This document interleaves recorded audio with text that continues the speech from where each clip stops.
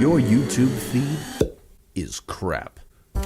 Stop wasting your time watching bot-boosted shills and self-appointed gurus cloying for your attention. Instead, join the Gosslings interview live stream and podcast. The Gosslings, a dark-lit digital speakeasy of free thinkers. A super chat of radical truth-seeking wizards who eat trolls for second breakfast. Topics that'll make your mama's hair stand on end. Ideas that'll make your pastor's knees knock. Guests that will illuminate the hidden chambers of your mind. And interviews that strike down the darkness. Welcome to the Gosslings.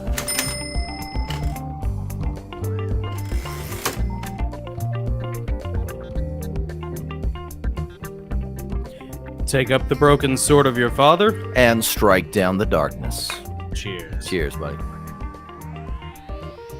I'm Jonathan. I'm Nick. And we are the Gosslings. And we are joined today by a couple of very awesome guests. But before we do, Oh, Nick, indeed. do you want to hit them with a little bit of intro on what they can do to help us out? Absolutely, because we know you guys want to help us out. And we would like for you to take up the broken sword of your finger and strike down the subscribe button. That would be most helpful. And also smack that bell upside the head for us too. That'd be fantastic. So if you would, please subscribe, because we want to be able to bring you more interviews that strike down the darkness. And I think today's interview is going to be mind-blowing. We've been so excited about it. Oh, but before we get to our guests, wanted to give a quick shout out to the unofficial sponsor of the Gosslings. Oh, yes. Joel down at Cherico Pottery, ChericoPottery.com. Yes. Get the Kothon Spartan mug, inspired and directed by Stephen Pressfield in joint venture with Joel over there. So this is the real deal. Beautiful mugs, and they are not cheap, but you get what you pay for. They are awesome. We absolutely love these things, and they're always in like such limited quantity. Yeah, I mean, look at that. Drink like a man. Buy a Kothon. Yeah. You want to get in touch with your inner Leonidas and fight all the Thermopolis in life? Then there you go. That's one of the best ways to do it. I do feel more like a Spartan every morning when I'm sitting out there in my underwear on the patio watching the dog pee. I have never in my life felt like a Spartan ever until I got this mug, and I'm like, okay, that's at least a step in the right direction. Gilding the lily with the Goslings.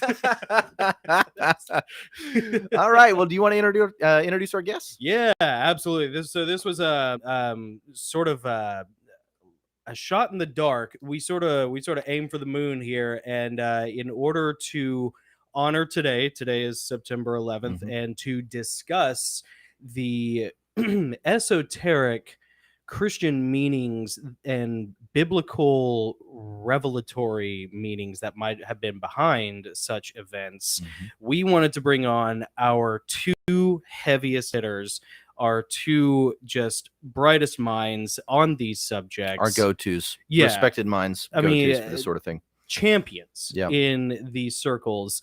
We wanted to bring on Gary Wayne, author of the Genesis 6 Conspiracy, and Derek Gilbert, author of such books as The Day the Earth Stands Still, the show View from the Bunker, which you can find on YouTube. Second Coming of Saturn. The Second Coming of Saturn. These guys are both amazing, and they both agreed to join us today. So without further ado, let's bring on, ladies and gentlemen, Gary Wayne. There they are. And Derek Gilbert. There they are. How you gentlemen doing? Honored to be here. Welcome. Awesome. Welcome, Gary. It's good to see you again. Yes, good to see you again, Derek. Good to be back with the Goslings here, and they always ask challenging questions. So hopefully my mind is up for the challenge today, but we'll see. Gary, you are a mentat from Dune when it comes to Christian esoterica. So I think at the end of every interview with Gary, my brain is always like just completely warm. It's like an engine that's been revved into the red the whole time. More of a Thufir Hawat than a Peter DeVries. He is, yes, awesome. See, this is like one of the reasons why Derek is so cool. He gets all my dork references. He gets all my cool like nerd sci-fi references. Great. And That's like great. Derek, your work is amazing, and like no one has like more of a like yeoman like workhorse attitude towards the YouTube presence than Derek. Like Derek is just always releasing something, whether it's like a view from the bunker, like, you know, on any of his YouTube channels or his books, his novels with his wife Sharon. Like both of you guys are just like nonstop. It is really inspiring. It's The really funny cool. thing is we feel like slugs because there's so many other things we want to get done, and we just it's like, no, another Yeah. week has gone by. We don't have a new book out yet. What the? You just need to, you know, you need to write like that 800-page tome like Gary, you know. I'm telling you, man. No, we break it up into 3 books. That way we, yeah, you can monetize it. That's a little the bit secret. easier. Well, I did write it so that it could be split up into 3 or 5 books. Oh, that's right. Book. Yeah. And the first publisher who went bankrupt, and I had to go get another publisher after, you know, about 30 days from publishing. They both sort of said, well, let's do it in 3 or 5 books, because I said, well, it won't be hard. I can just do a quick run through and read, you know, because I've done it that way. But the editors in both companies came back and said, no, tell it in one story. So, and I promised the second book is going to be smaller than that. I was going to ask. Well, I was going to ask. I'm not a whole interested lot, in when, but it will be smaller. So I kind of like the I'm 800-page tome. It's just this imposing, intimidating brick that like it's like someone. It's a gift because it makes me feel smart when I'm walking around with it. You give that to somebody, you're like giving them something. Like, I read It's gonna this. be You need to 600 or read 700 pages. Yeah. So Oh, I'm on that's either the last chapter or the second last chapter. I think it'll be split up into 2. I'm on chapter 80, technically, probably 81 by the looks of what, you know, I was working on it today. So, Man, we are so excited for that. Yeah. We cannot wait for that to come out. It's going to be fantastic. And and it's loaded with as much detail and information, and with the larger focus on the footnotes and the references, so that there's even more transparency, that there's information in the references, that instead of having to go buy the book or look it up, that they'll have a lot more of it there, particularly as it comes to with the different languages like the Greek and the Hebrew. I give a lot of information on the original Hebrew words and a lot of the applications that gives the fuller meaning, because the English doesn't really always capture the full context of the words. So, oh yeah, that's a problem you both run into in a lot of your research, correct? I don't know if it's a problem so much as it's an opportunity, because we're able to. Yeah, I hate to take credit for it because I don't read or speak Hebrew, so I have to use, you know, dictionaries and depend on friends who do speak or read Hebrew to run things by them. But I think it's almost an indictment against Christian researchers here of the last century or so. One thing Ryan Pitterson has really done well in his books is shown that up until about 100 years ago, the idea that the Nephilim were real historical characters was kind of the standard belief in the church. I'd always thought that ever since Augustine, and in fact, I even said that the other day in an interview, and I need to correct that Augustine really popularized the idea of the Sethite view of history, that Genesis 6 doesn't really say what it said. Right. And of course, believing that means you have to disregard what Hebrews read into their own language. You know, that the words B'nai Ha-Elohim, which always in Hebrew means spirit beings, doesn't really mean spirit beings. The Hebrew, well, they invented that language, but they don't really know what it means. Well, it's only been the last 100 years or so that we've moved away from that view. And Ryan has shown that in his books, like the great theologians of the 19th century and earlier all understood that. And they had to actually look stuff up, or they had to learn languages themselves. We don't have an excuse. I can go in Logos Bible software on my tablet right here in front of me, hold my finger on a word, and it brings up the Greek or the Hebrew, and then I can tap another thing, and it brings up all of the instances of that in the Bible. So this kind of research is really easy for us today. So, it is. It is that you're leaving it to an old top 40 radio disc jockey to do this work, church. As we really have dropped the ball. Yeah. And I really like to encourage people to use those types of tools. Amen. I usually, because I just think, you know, the Bible would be a whole lot larger if they provided the full context of a lot of the words. So I understand the issues with the translations into English, but the thing that I would advise people on to be careful with as they're looking at Hebrew or Greek, they all have multiple meanings. A lot of them are nuances that are similar, but some of them have a completely different meaning. And what happens, particularly when people are trying to force feed some meanings and using an interpretive approach, they'll pick a meaning that doesn't fit the sentence that it's in, or the verse that it's in, or the narrative that it's in, or double check throughout the Bible. Does that translation that I would like to use conflict with anything else in the Bible? And if you don't go through those sort of checks, you're going to make mistakes, or you're deliberately trying to mislead. And hopefully people are doing that. But particularly when people are using the interpretive approach, they're manipulating the meaning of the word, and they don't care about all of the other things that I listed. Yeah. What are some of the tools? What are some of the resources? Like, if you could give one or two for people who want to do any of their own studying, in any of their own research, that you would recommend for sort of getting over this linguistic hurdle and getting deeper into the biblical text. We'll go with Gary first, and then Derek, if that's all right. Yeah, there's a number of good ones. Go get a digital Bible. That would be my first recommendation. And whether it's interlinear or one that connects to Strong's or whatever translation, my preference is to get an old version of the Strong's concordance, so you get the full definition of the word, and do it through the King James Version Bible, because you have a better link into ancient history with that type of language that some of the newer translations don't have. When I'm just reading a Bible, I like to read a modern translation. But to go deep into the research, I will use King James and then go back deeper, but also compare all the different translations, because a lot of times it just hits on something in another translation that leads you in a direction that you just knew was probably there, but you couldn't figure out how to get there, and it'll show you the way. Isn't that funny? Because when I was in ordination class, and I was only in for a couple of years through my church, and this was in the late 2000s, they really poo-pooed the King James Version and said that, it's the one that had the least amount of resources, and it was the most political. But then when you get into more of these like really dedicated Christian theologians, and especially like the autodidactic, theologians and people such as yourselves, who there is no real institution to help you guide your way through this. You kind of have to rely on the Holy Spirit and your own, moral compass to sort of figure this out in your own intellect.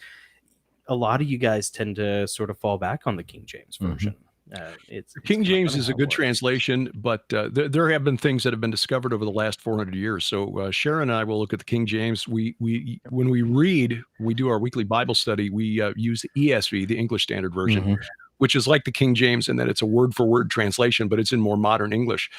But we also look at the Septuagint for the Old Testament, because a friend of ours, Doug Woodward, has published a 2-volume set called Rebooting the Bible, and where he shows how the Masoretes, who were the Hebrew scholars who translated the version of the Old Testament, the Hebrew Old Testament that most of our English Bibles are based on today, which that was completed around 900 or 1000 AD. They changed a few things from the older Hebrew text, and we can discern this from the Septuagint translation that was translated from Hebrew into Greek by about 200 BC.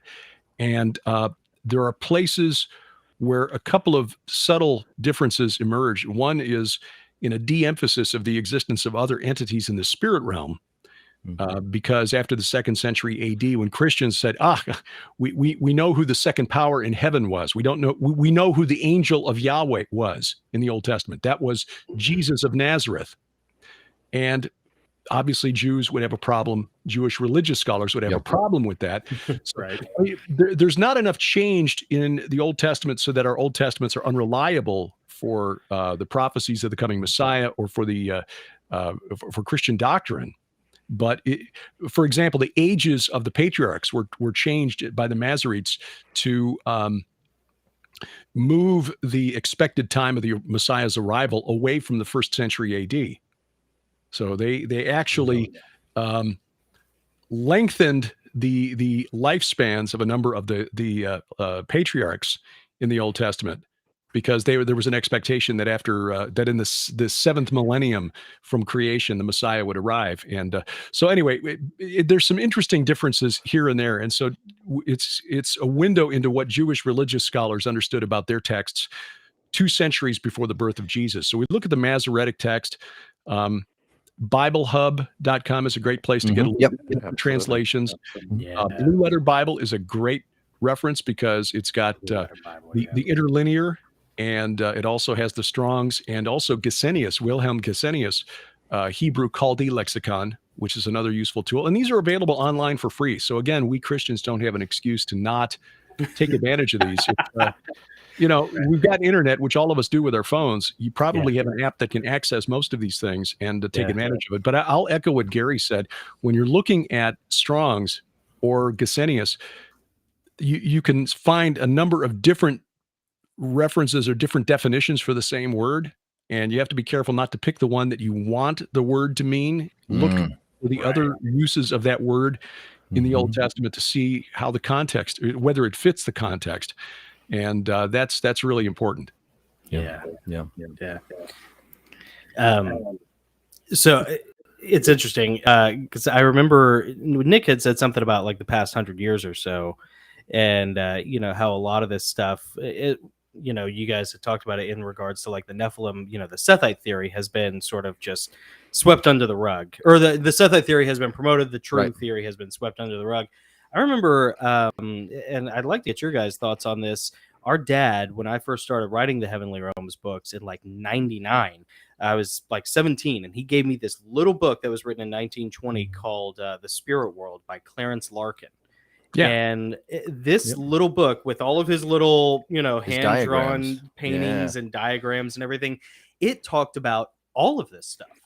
This was not, this is not something that's like new and crazy. It's not something that some like weird Christian, cultist dreamed up in an ayahuasca, haze, in the 60s or something. Like, this is stuff that like has been around, and for some reason, I don't know when it was sort of eliminated, but it must have been over the past 100 years of seminary school teaching, because this book from the 1920s laid out everything you guys talk about, from the Nephilim to the Watchers to Lucifer, and the nature of Lucifer versus Satan, and the disembodied spirits, and how demons and fallen angels are not the same things.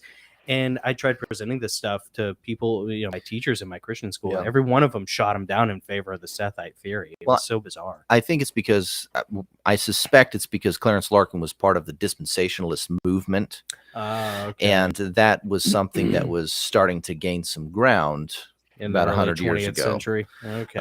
But I don't know. And you guys correct me if I'm wrong, but it seemed like the Sethite view was like the prominent, accepted interpretation of Genesis 6 for like 1,000 years, over 1,000 years. That was like the main interpretation. Actually, no, that's not really the case. Really? Just as, Jerome wrote about it, and he was hoping that those beings, the Nephilim, didn't exist, but he never really, come out and said that they didn't. It was just like, it was just a horrible thought for him that they could possibly exist. So really? It was common teaching throughout the church up till, Derek said, about 100 years ago, might be a little bit longer, but not that long ago. And I think what happens is there is what I would call a infiltration of the seminary schools, both Catholic and Protestant. And the ministers just were not taught to teach prehistory and prophecy. Yeah. And they're just told not to go there because you can make, I think part of the rationale would be is that you can make a lot of mistakes doing it.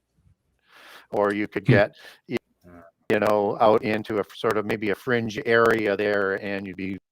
So I think that's the rationale. I think the reason is to make sure that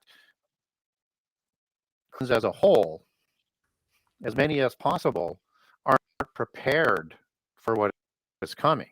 So even though you have a lot of church teachers that have been talking about the end time coming, particularly in the last 100 or 150 years, and kind of been wrong on their dates and stuff, which is a problem. It's a different problem. You also have the polytheists that have been trying to bring this about and are impatient because they can't bring it about as fast as they want. So they've been trying to prepare people for deceptions and the delusions for a long period of time, and that's where you hit right at the core is where Christians are taught. They're only taught, I mean, they're taught good things in churches, but they're not taught the whole Bible. Right. Mm-hmm. Yeah. Mm-hmm. Yeah, we experienced this with some of our family members. How when you try and bring this up, their response is, oh, I've never heard that. That was never in too church. Outlandish, too fantastical. Yeah, that's to too believe that Lord of there the were Rings. giants. Too Lord of the What is Rings. this, Narnia? Right. And you're like, well, there's a reason why that stuff may be popular. Yeah. So, Yeah. But anyway, so okay, cool. Nick, I know you got a bunch of questions that. We You do. could Oh, probably yes, we do. come up with. We could do this forever. We It could. depends on how much time Yeah. you guys have today, because we'll take up all of it if you let us. So, I mean, obviously today is a very solemn day for a lot of Americans, 9/11. And I wanted to start with Gary and ask, in your view, Gary, how do you see 9/11 playing into biblical prophecy? Oh, I think it's a step along the way. I'm not convinced it's one of the key TSN turning points. That's a saying in Canada on the sports channel for something that happens in a game. But it was important. It was an opportunity to move in a global direction with the doors that had opened up, whether it was a contrived, planned event by the West or it was totally independent. I'll leave that for what other people want to research and believe. But I look at the outcomes of it, and the outcomes were trying to get rid of all of the banks of the world to replace them with the reserve banks, which was a significant play that sort of went on with some of the wars that they were knocking off the last of those financial institutions. It was a way to try and prepare the geopolitical scenario for the end time, particularly in the Middle East, so that they could move things in a quicker direction that way. It caused chaos and anarchy, which they need to have. They need to polarize, which they began polarizing in a significant way, and to spread the anarchy, because they need to polarize and then drive people, as I call it, cattle herd, into the open arms of the globalists. So they create the problem, then they provide the solution. And it was a ramp up of that, but it's not one of the events that has brought about world government yet. It was one of those things that is one of those steps along the way, and they keep sort of keeps building in that sort of direction. But what it did do was it put the U.S. from a path of economic firm ground, in terms of, if you look at coming off of all of the debts of the 70s, of the 80s, the debts were being paid down. And then it provided this open door that is the precursor to the Great Reset, through trying to bankrupt the West and bankrupt the world, so that they can again bring in their globalist sort of solutions. So there's a lot of things that came out of it, but not that sort of cataclysmic event that just sort of turned everything on its ear. But it did change the world, just as COVID changed the world. And I think that's another step along the way. Again, whether or not you believe it's contrived, like I do, or not, it happened, and it created an opportunity for the globalists that they gladly walked through. And so I think that's the same MO, and it continues even after COVID. Yeah, it's that Hegelian dialectic of problem, reaction, solution. And if nothing else, it sure made you hate going to the airport, because that used to be fun and cool. That changed forever. Remember, it was supposed to be temporary. Oh yeah, like of course. else. It's always just a temporary measure until you get used to it. It's that death by 1,000 cuts. Derek, what do you think? How do you think 9/11 ties into biblical prophecy? Well, I track with Gary. I think it's just another step along the road toward the rebuilding of Babel, which is I think has become more evident as we've gotten closer to closer to that end. I mean, the World Economic Forum is making no bones about wanting to have a world where nobody owns anything. Well, except for them, of course. This was at point number 3 on their list of 8 predictions by the year 2030. You will own nothing and you'll be happy. Yes. You'll Klaus rent Schwab. everything that you need. Yeah. Somebody's going to be owning the stuff that all of the rest of us have to rent. They never talk about who's owning all of this stuff that we have to rent. You will rent your clothes. Really? Yeah. But when you go back 5,000 years to the Uruk period of history, where the city of Uruk in ancient Sumer, which dominated the Fertile Crescent, Mesopotamia from the Persian Gulf all the way up into the Taurus Mountains of Turkey, there was a period of about 800 or 900 years there where that city-state dominated the political landscape. So really everything that we know of today as Iraq and southeastern Turkey was under the control of one city. And that just, according to the Bible, that was the center, the beginning of Nimrod's kingdom. And if you follow his career in the book of Genesis, there are just a few clues there. He went forth and he built cities, and the cities that are mentioned are in northern Iraq and northeastern Syria. That sort of tracks with the expansion of the city of Uruk, what archaeologists call the Uruk expansion. This is roughly 3,900 to about 3,100 BC. And around 3,100 BC, the whole thing just fell apart. But this period of history is so well documented in the archaeological record. There's a certain type of fossil, or not fossil, but archaeological find, an artifact. That's the word I was struggling to find. An artifact that sort of defines a site as an Uruk period site. It's a little clay bowl, colored. It looks like it's crudely made, almost by a kid with Play-Doh. And they find hundreds of them, sometimes thousands of them, at a site that was an Uruk period site. And they've determined through clues in Sumerian texts that this bowl was essentially used like the Sumerian equivalent of a modern styrofoam fast food container. You'd give workers this little bowl every morning as they go out to the fields to work as serfs in the fields, and that was their day's ration. Wow. And because these things were so cheap to make, they would just kind of throw it away at the end of the day. So when archaeologists working in Syria or Iraq find a site, if they start coming across these bowls, okay, Uruk period. Well, that sort of defines Nimrod's kingdom, the kingdom of Uruk, the world's first empire. Yeah. You basically had a group of people who were sent out to work and produce for the upper class, the priest kings, if you will, and that you didn't own anything, but every day, as long as you were good little serfs, you get your little bowl of barley, and then you go out in the field and then throw it away, come back home, and get some more. And this is what, if 5,000 years ago, if you had today's woke PR spinmeisters working in ancient Sumer, you would have called the guaranteed basic income or universal basic. Yeah, the UBI. How about that? That's essentially what that we're trying to get back to that. 9/11 was certainly a push in that direction. COVID is another, and of course the climate crisis, or so-called crisis, is another. And 5 years ago, people said that anyone who talked this way was a foil hat wearing conspiracy theorist, but it's right on the World Economic Forum's website right now. You can read this stuff. Hey, stop eating meat. We've got alternative protein for you.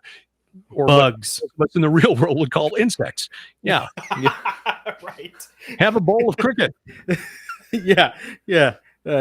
Cricket and soy, mealworms. and then Chinese mealworms, and then the stuff they grow in the factories now, or the labs. So this is what they're pushing us toward, but it's going to take, obviously, the crises that we've seen over the last 20 years weren't quite enough to push us in that direction. Right.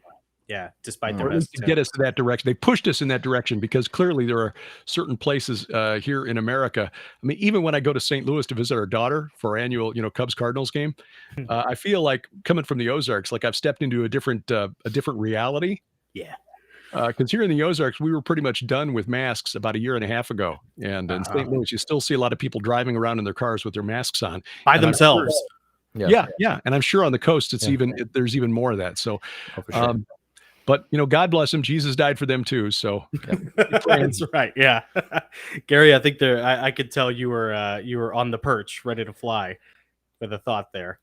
Oh, I get thoughts coming through my head all the time. So I know. I watch you. I'm incorrigible that way. So undisciplined, some people call it. But well, I really like some of the things that Derek was touching on, and particularly, as you look at that age of Uruk, both before and after the flood, and Gilgamesh being from Uruk and being 11 cubits tall and 4 cubits wide. So as a royal cubit as the king, he'd be over 19 feet tall and 7 feet wide. So he would make King Og look small by comparison.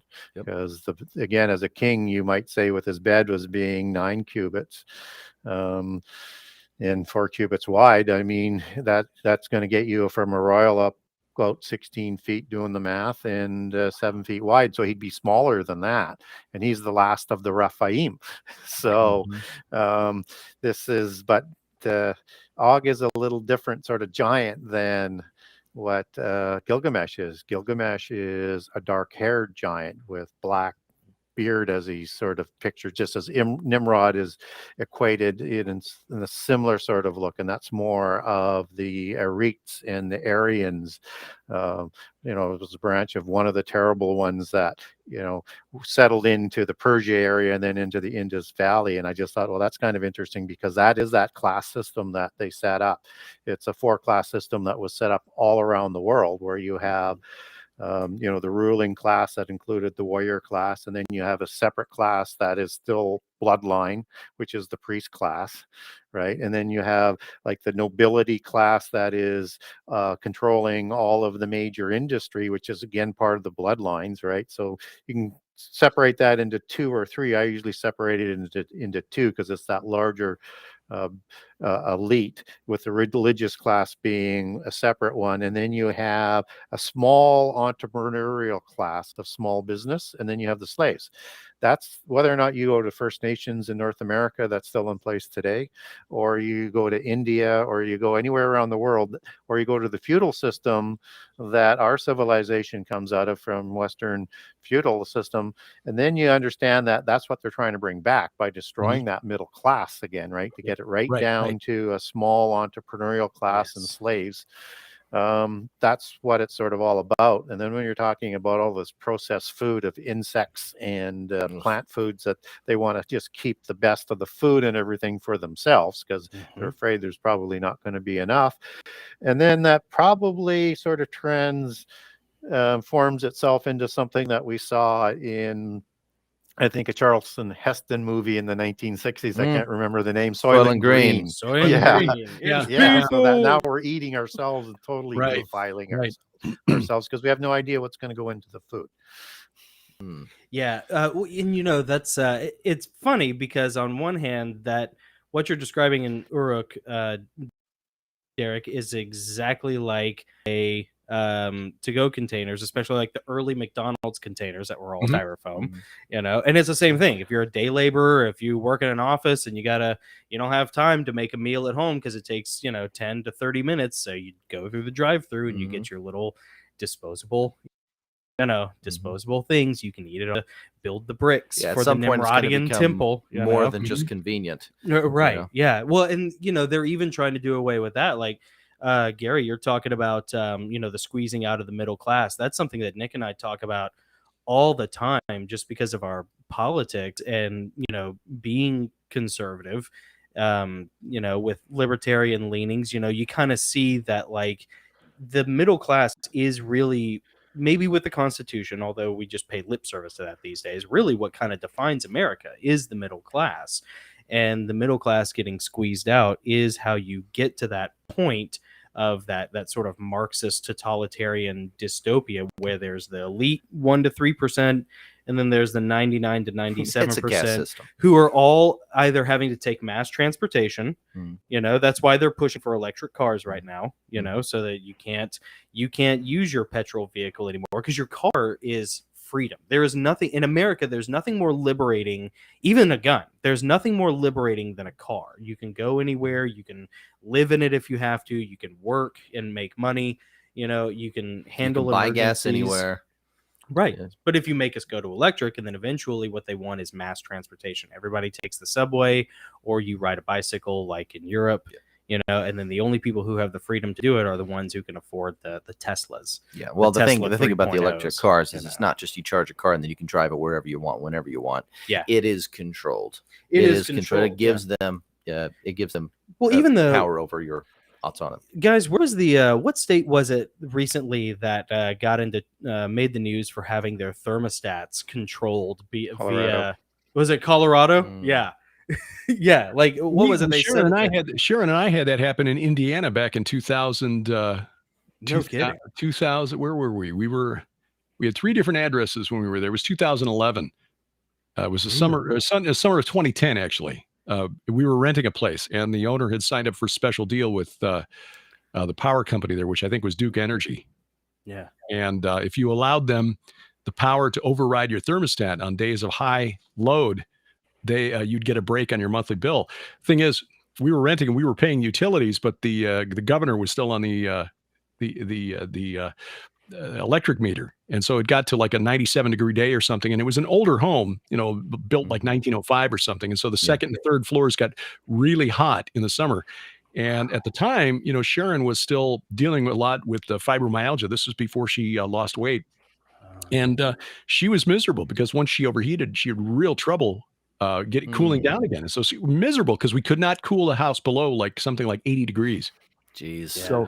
So this made the news recently, but this is something that's been building. This is something that's ongoing. The same thing with the insurance companies that promise you a break if you'll let them, here, plug this into your car and let us monitor your driving habits for a little while, and then we'll set a rate based on how you drive. Yes, because they're tracking you wherever you go to make sure that you're not speeding or wherever. You're not where you're not supposed to. Oh, we saw that you pulled into the liquor store there. My insurance company, I had all the breaks. I had all the discounts, and I went to renew. They called me and said, hey, we want to renew your policy this year. I know we're talking about insurance. I know, folks, this is really boring, but this is to the point. But it's I promise. relevant. They said, hey, you might qualify for this particular discount if you put this tracker in your car. And I said, and what will my discount be? And they looked at it and they said, and this is the lady over the phone. She goes, oh, well, actually, you're already getting that discount. But if you put the tracker in the car, you can keep it. You can keep the discount. Really? Yeah. Pass. So my insurance went up that year. Mm-hmm. So that wasn't going to happen. Yeah, you didn't want to be minority reported. But that sort of leads into one of the large misconceptions that I think is out there, that particularly with Christians, is that somehow you're going to be able to be off the grid and they're not going to be able to find you or track you. You can be in some wilderness area and you can be self-sufficient. They control everything, and they can find people anywhere now if they really want to, and that technology continues to advance. So, you roll that forward to what the mark of the beast and the image can do. That it can kill you for not worshiping them. That means it has the ability to track you down, and if you're still here. And so it's one of those things where Christians need to maybe have start taking another approach as to how do you prepare for what's coming, because I'm not saying that we shouldn't talk out. I'm not saying that we shouldn't do things to try and make our lives a little bit easier if we can. But we're quickly running out of ramp where we can find any sort of protection. So our protection is going to be our faith, and our duty is to testify and let things fall where they fall and try and educate more people. So you can build bunkers all you want. That's not going to help. And even if you did, people are going to go and find you and steal your food. It's going to get that bad. Now, that's even way before the mark of the beast and Antichrist takes the power. And I'm that guy. I'm like the, bury the guns and the gold in a bunker and have a fallback location. Yeah, that is you. Have a picket, and get a dog and figure out how to garden and water filtration. But one thing, and you do realize when you really sit down and think about it, you're like, okay, this is a zero-sum gain equation. Ultimately, this is not an I win sort of thing. Even if you have your, your boogaloo fantasy or whatever, like it just, what keeps you sane is knowing this is a house, but it is not our home, you know, on a spiritual level. That's kind of what keeps you grounded. Speaking of that, with, you know, when you look at the dwindling resources and you look at the food supply and the increasing control, and a lot of, you know, everyone that I know is like, oh yeah, we are definitely in the end times. I've always wondered this about you guys, and I never want to make any assumptions, but do you guys see yourselves as, you know, do you think that the rapture is yet to come? Do you think are you guys kind of pre-trib, post-trib, premillennial? Yeah. Like, where do you kind of, and I'm not trying to put you in a box, but kind of where do you fall eschatologically? Yeah. Let's start with Derek. Pre-trib and premillennial. I mean, one follows the other, of course. If you're premillennial, you pretty much have to be pre-trib, but or well, the other way around. But but I'm open to evidence that you know, a pre-wrath rapture. I'm not really convinced that there's a whole lot of difference between pre-trib and pre-wrath, other than the way you define your terms. But it's essentially comes down to this for me: the prophecy of the 70 weeks delivered to Daniel. If we assume that the 70th week is still to come, and that, as the angel said to Daniel, 70 weeks have been allotted for your people and the holy city, and if we're waiting for that 70th week to arrive, that last 7-year period being what we would call the Great Tribulation, if we assume that your people means the Jews, then the church would not be among the your people. Now, again, that's drawing conclusions based on not, say, rock solid DNA forensic evidence. But that's why I fall there. Now, does it mean we're not going to endure tribulation? Well, Jesus said that his followers would endure tribulation. So regardless of when we go, we're going to be persecuted.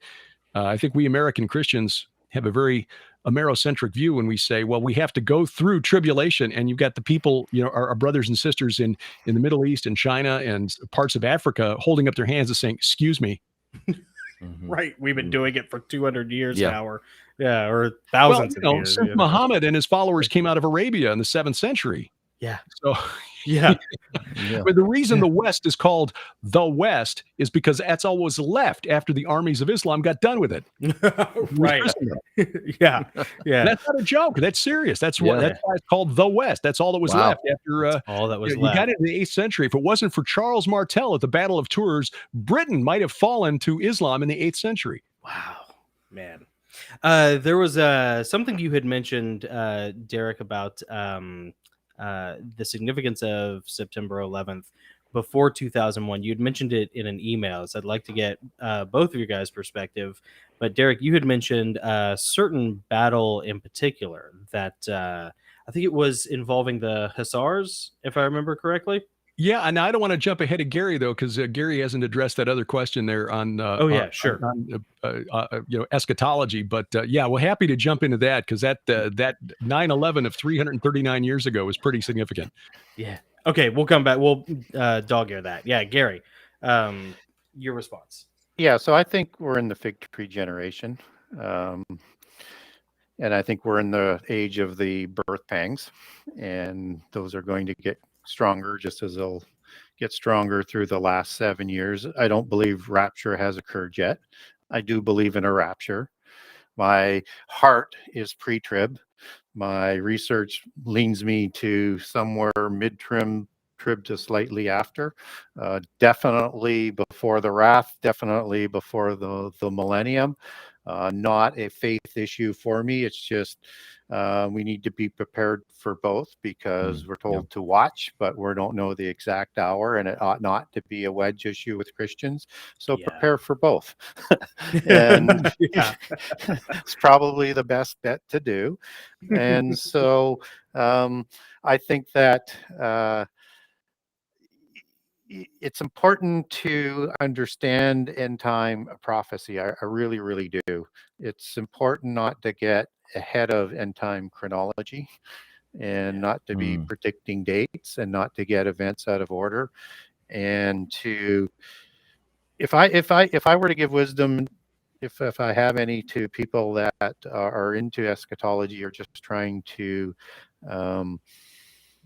learn about it, is that don't go for a preconceived conclusion. Let the research unfold, and do a couple other things that I would encourage people to do. I have 10 points I think I've shared with you in the past on the show, but put everything around what Jesus said, not vice versa. You don't put Paul's prophecies ahead of what Jesus said. They all get defined by what Jesus said. That's good. And don't leave out inconvenient passages. And it's so easy to do that, and the temptation is always so strong. Because it's got to mesh perfectly. And it does if you have the heart and the humility to spend the time doing that. Well, that process will allow you to make the adjustments, because we're not perfect, right? I mean, you're going to learn. You're on a path. You get more information. You need to be open to the fact that you're not a prophet, and that you may be in communication and ought to be in communication with the Holy Spirit, Jesus, and God, but that doesn't mean that you're going to be the Elijah. So let's just let's make sure that we're not discrediting what we're doing and not dividing ourselves, but being understand what we agree on and say, okay, we can agree to disagree on that. There was one question that we had in the chat that I thought was pretty cool. Maybe just kind of a fun one. I don't know, but I would like to get Derek and Gary's input on it. I think it's a little bit farther up. I can remember it more or less. Oh, yeah. So it's probably more of a conspiracy theory at this point than anything else, but I think we've discussed it briefly with you guys in the past. One of the many. That doesn't narrow it down at all. I'm sorry. I don't know if it's conspiracy theory. I think it's just solid theory. I like it a lot, and I think it's really cool and really weird. So 9/11 happens. We go to war. It becomes sort of maybe an excuse to get into Iraq. And then there's that video that surfaced of them excavating the corpse of Nimrod or possibly Gilgamesh. And there was a question in here where someone was very curious to get your guys' input onto whether or not Gilgamesh and Nimrod were maybe comparable in some sort of way, or if they were equitable. Gary, you want to tackle that one first? Sure. So there was a release, I believe it was at the end of the Obama term from the Department of State, and in that release it actually has them finding what they believe might be Gilgamesh's tomb. So that is legitimate. It came out in a mass sort of a release of information. Wow. So what they're looking for, what they're trying to do with that, there's a lot of speculation. That's all we have is speculation. One would suspect that sarcophagi might be involved. Sarcophagi has a lot of mythos about it, from not only the treasures are in there, but was it something more? Was it designed to preserve bodies? Was it designed to heal? All sorts of different things. So if there's a technology that they might have been interested in, that might have been one of the keys. Might have been the DNA that they were interested in, if they could find some DNA off of that. There's some solid evidence to the fact that they did that, unless it was just disinformation, which the government they're good at that. not too bad at that. Yes. So as far as Nimrod and Gilgamesh being the same, I would say no. Basically, Gilgamesh is 6th generation son of Lugabanda, and the mother goddess is Nin or Ninsun, as some of the translations would produce it. And so, yes, a king of Uruk, just as Nimrod was a king of Uruk or Uruk, which I believe is the same city, as you take that back etymologically back, and in Shinar, where Nimrod was, which is Sumer. And so there's a relationship there. There's a kin, but they're a few generations apart. But there is an individual that is 3rd generation that is reigning in that region, and 3rd generation in the king's list after the flood, who is Enmerakar, and there's a couple different variations on how to pronounce that, depending on whether you're using Sumerian or Babylonian. And what's interesting to him is he's 3rd generation as Nimrod is, and he builds a tower at Eridu, and it's a polytheist version Babel story that seems to be more akin. If you're looking for a Sumerian counterpart, I would look at Enmerkar. And if people want to get a hold of me, I have a document on that, and I'll send it to you. That's one of the beautiful things about Gary is, like, if you have any questions, Gary's got like a back catalog of documents and files. 30 years of research. Dude, it's amazing. Yeah. And like all you do is just email him through the website, right? Yeah. Genesis6conspiracy.com, and like he'll just send it to you. Yeah. So awesome. Derek, what are your thoughts? I completely agree, Gary, and I'm glad to hear you say that, because I think we're right. And a friend of ours, Dr. Doug Petrovich, has also said the same thing, and he's a credentialed archaeologist. So I think we're on the right track there. That temple at Eridu was the temple of the god Enki, which is a compound word that means Lord of the Earth, or maybe God of this world, perhaps. Anyway, it was the temple that was over the Abzu, which is the Sumerian word from which we get the Greek word, from which we get the English word abyss. And it was from the Abzu that Enki, who was the clever god who in Sumerian and Babylonian myth was, or religion, was always friendly towards humanity. Unlike the other gods, you could never tell whether they would bless you or smite you. Enki was always friendly towards humanity. He's the one who warned the Sumerian or Akkadian equivalent of Noah, Utnapishtim or Atrahasis, about the flood, in violation of the dictate by the god Enlil. Don't tell the humans. We're going to kill them all because they keep me awake all night with their noise. And Enki, according to the story, went to a wall knowing that this character Atrahasis was on the other side of the wall, and he said, "Oh, wall, if only you knew a flood was coming." Something to that effect, which is, why he built the boat and was saved. Anyway, Enki is also supposed to have sent forth the supernatural sages called the Apkallu, which is a Sumerian word that breaks down to big water man. They came from the abyss, and they brought with them the gifts of civilization to humanity. And these are the characters that you see depicted as a humanoid with wings. One is like an eagle-headed humanoid with wings, and the third is the guy wearing the fish cloak, who's been incorrectly identified as either Dagon or the priest of Dagon for 160 years. Alexander Hislop is responsible for that in his book, The Two Babylons. He meant well, but he was mistaken about this. That fish cloak guy was one of the three types of Apkallu. Back in 1999, actually not that far back, around 2010, an Estonian scholar by the name of Amar Anus wrote a paper on the Apkallu and showed that they were the Mesopotamian concept of the Watchers. In other words, the Mesopotamians knew who the Watchers were. They just called them Apkallu. And while they gave the gifts of civilization to humanity, they could also be dangerous. And interestingly, in one of their stories called the Epic of Era, which tells how the war god Era went psychotic and started leveling everything and destroying everything, there's one section of that story where the god Marduk, who was the chief god of Babylon and Akkad at that time, Sumer and Akkad, lost his temper and let a flood destroy the world. And afterwards, he sent the Apkallu down to the Abzu, the abyss, and told them never to return.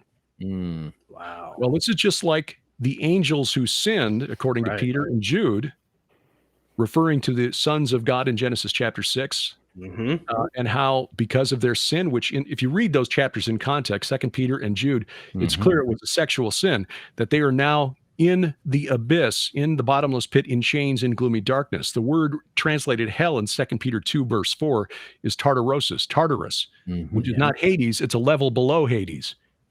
Reserved for supernatural rebels.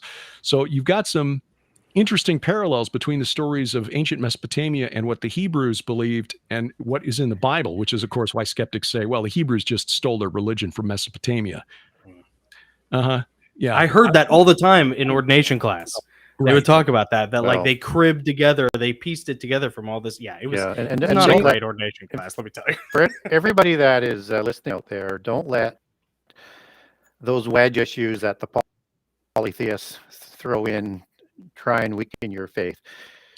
We can accept that there are older stories that come out of polytheism than what we have that come down in the Bible, because the Bible is 100% accurate, and that would make some of those things like the Epic of Gilgamesh or antediluvian documentation that they polytheism absolutely accurate, because the Torah comes to us in the time of Moses.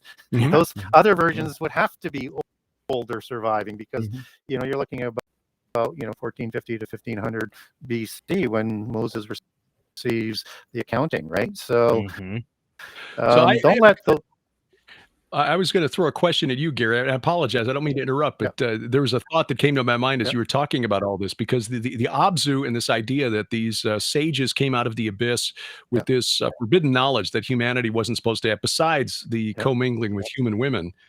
Have you done any research on the origins, the point of origin of the Sumerians? In other words, they didn't just spring up there in Southeast Iraq, but if not, where did they come from? Well, yeah, I mean that's a very, very, very good question as to where do they come from. And then let me just sort of swing back that I wanted to double tap on some of the stuff that you were talking about in terms of these watcher individuals. And another word for watcher in Sumerian is Giji, which is eye, as in to watch, right? And there's 4 groups of watchers, right? There's the Ophanim, there's the cherubim, there's the archangels, and there's the seraphim. So there's several groups of watchers, and one presumes or deduces that likely some of each of the orders, not just the watchers, but the other orders, would have rebelled as well. So you get depictions of these different kinds of gods than the serpent gods, right? Then what was mentioned would be these not serpentine gods, but these ones with like raven or eagle heads, for example. And you get an identical depiction of them with a human head. And then you get things like a sphinx, which is thought to have maybe a lion's head. And then you get the cherubs that are in Syria and Turkey and other parts of the Middle East that have an ox's head or a bull's head. Those are the different faces of a cherubim watcher. And typically, as they're depicted in the physical world, they're only depicted with one of their faces. And all you're seeing is those different depictions as the same being, and part of the watcher ones that would have rebelled. And what's also interesting is just as you have the cherubim pulling in the vision in Ezekiel that Ezekiel has, where you have the cherubim are pulling the chariot of God, and that's where the mythos from the alien mythos, the chariot of gods, comes from. And in the book of Psalms, you have them actually pull it to be more accurate, that chariot that's depicted in the book of Ezekiel. You have a depiction in polytheism of Zeus's chariot and Apollo's chariot being pulled by, one is being white stallions, and another one is a sort of a white stallion chimera with a unicorn head. And a unicorn in occultism is thought to be a angelic being of some sort, a very high angelic being. That's their allegory of the third eye and the knowledge that these cherubim bring, that comes from the throne of the cherubim. And so when we look at witnessing of these types of beings throughout polytheism, we ought to expect that they're setting up the counterfeit religion, the counterfeit throne room, the counterfeit council of gods, the counterfeit everything that is if we look at things through the proper lens, it actually just testifies to the accuracy of the Bible. Now, I'm sorry, Derek, the question was, have I come across the original homeland of the Sumerians? Right. So, where do they come from? They kind of come out of nowhere with an instantaneous culture, instantaneous language, and instantaneous technology, and an instantaneous pantheon of gods. And they're not really sort of accounted for in secular history. It's kind of almost like a human oopart, right? It's out of place. It doesn't fit. They don't want to account for it. I actually, tend to think that they're probably more of the day 6 people than the Adamites. And I look at day 6 as being a different creation, because the details are different than what's in Genesis 2. And I think they're either 3 or 4 races that are created in multiple in day 6. And I think that's part of that race. And the Adamites, even though Adam and man from Genesis 1 comes from the same word of Adam, they're the same species, but he's either a different race or he is just a specific man of one of the races that is being recreated or being created, I'm sorry, and given a special commission, which is the resolution of the angelic rebellion, whom the people of day 6 would have worshipped. So from my perspective, where they would come from, it better fits for me with the details, because I don't believe the Bible is in contradiction in any iota. It just adds more information, and we need to understand it that way. Yeah. That these people of day 6 were worshiping those angels for, a few thousand years, perhaps. We don't know whether or not Adam is created in this scenario that I'm laying out, on day 8, with the year being a 1,000 years, as the book of Peter talks about, or it's even later than that. So you could have, even without getting into gap theory and stuff like that, you could have a little bit older Earth and a little bit more separation of time and development of the civilizations and how they got there than is typically taught in standard sort of dogma.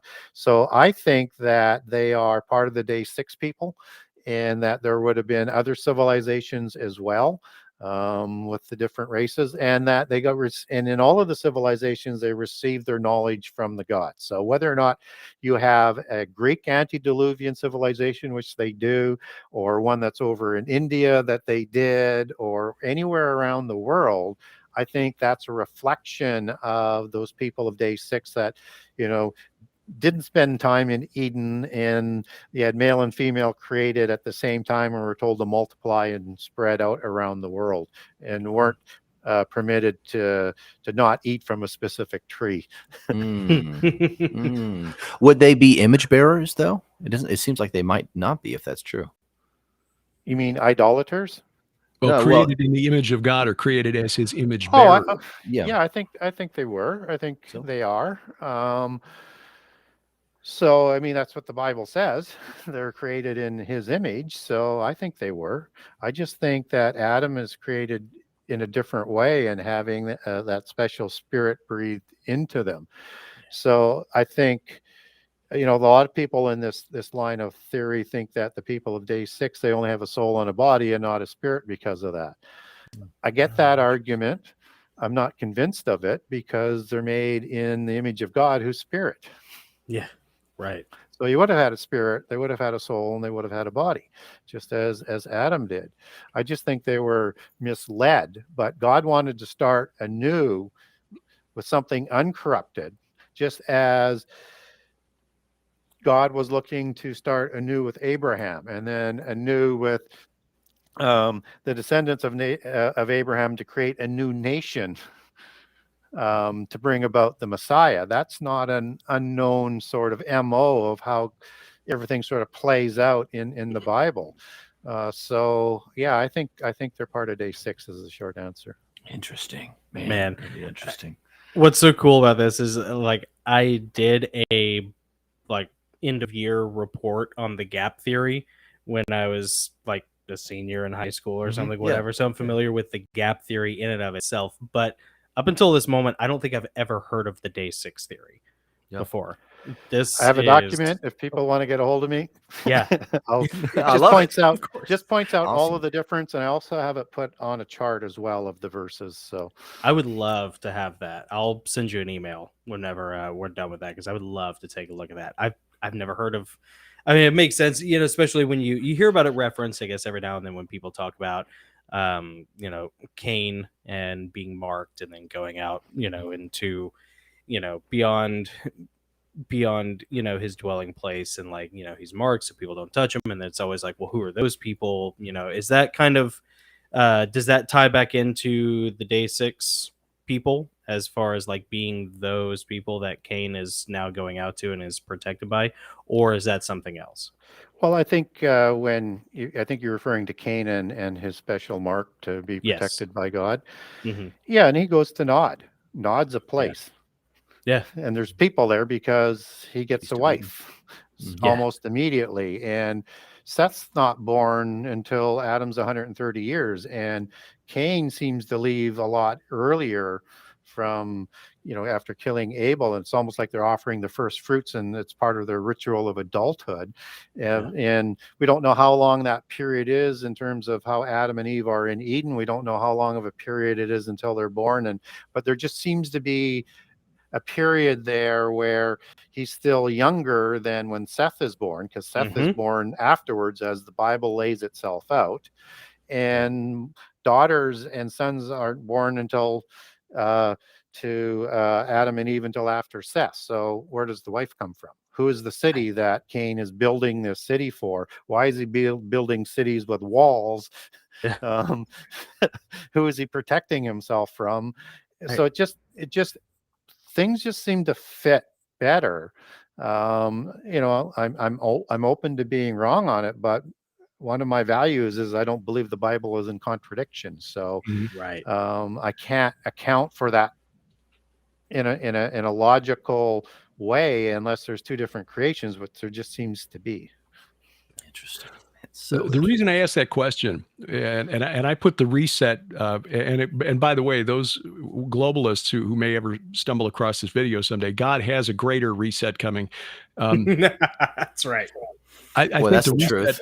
I put the reset after the flood, and the archaeological research that I've been following suggests that the Sumerian word Abzu, from which we get abyss, actually derives from an older word in the Hurrian language, and the Horites of the Bible, who can be traced through a very unique style of pottery. It's again, it's sort of like a type find. Whenever they find this certain type of red on black pottery, they know, these are the Hurrians and the people before them, called the Kura-Araxes civilization.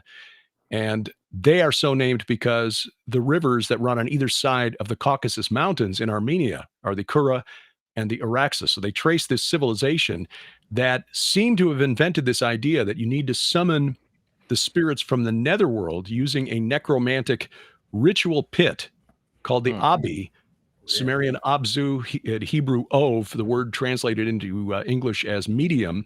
When Saul visited the medium of Endor, he visited the Ov of Endor.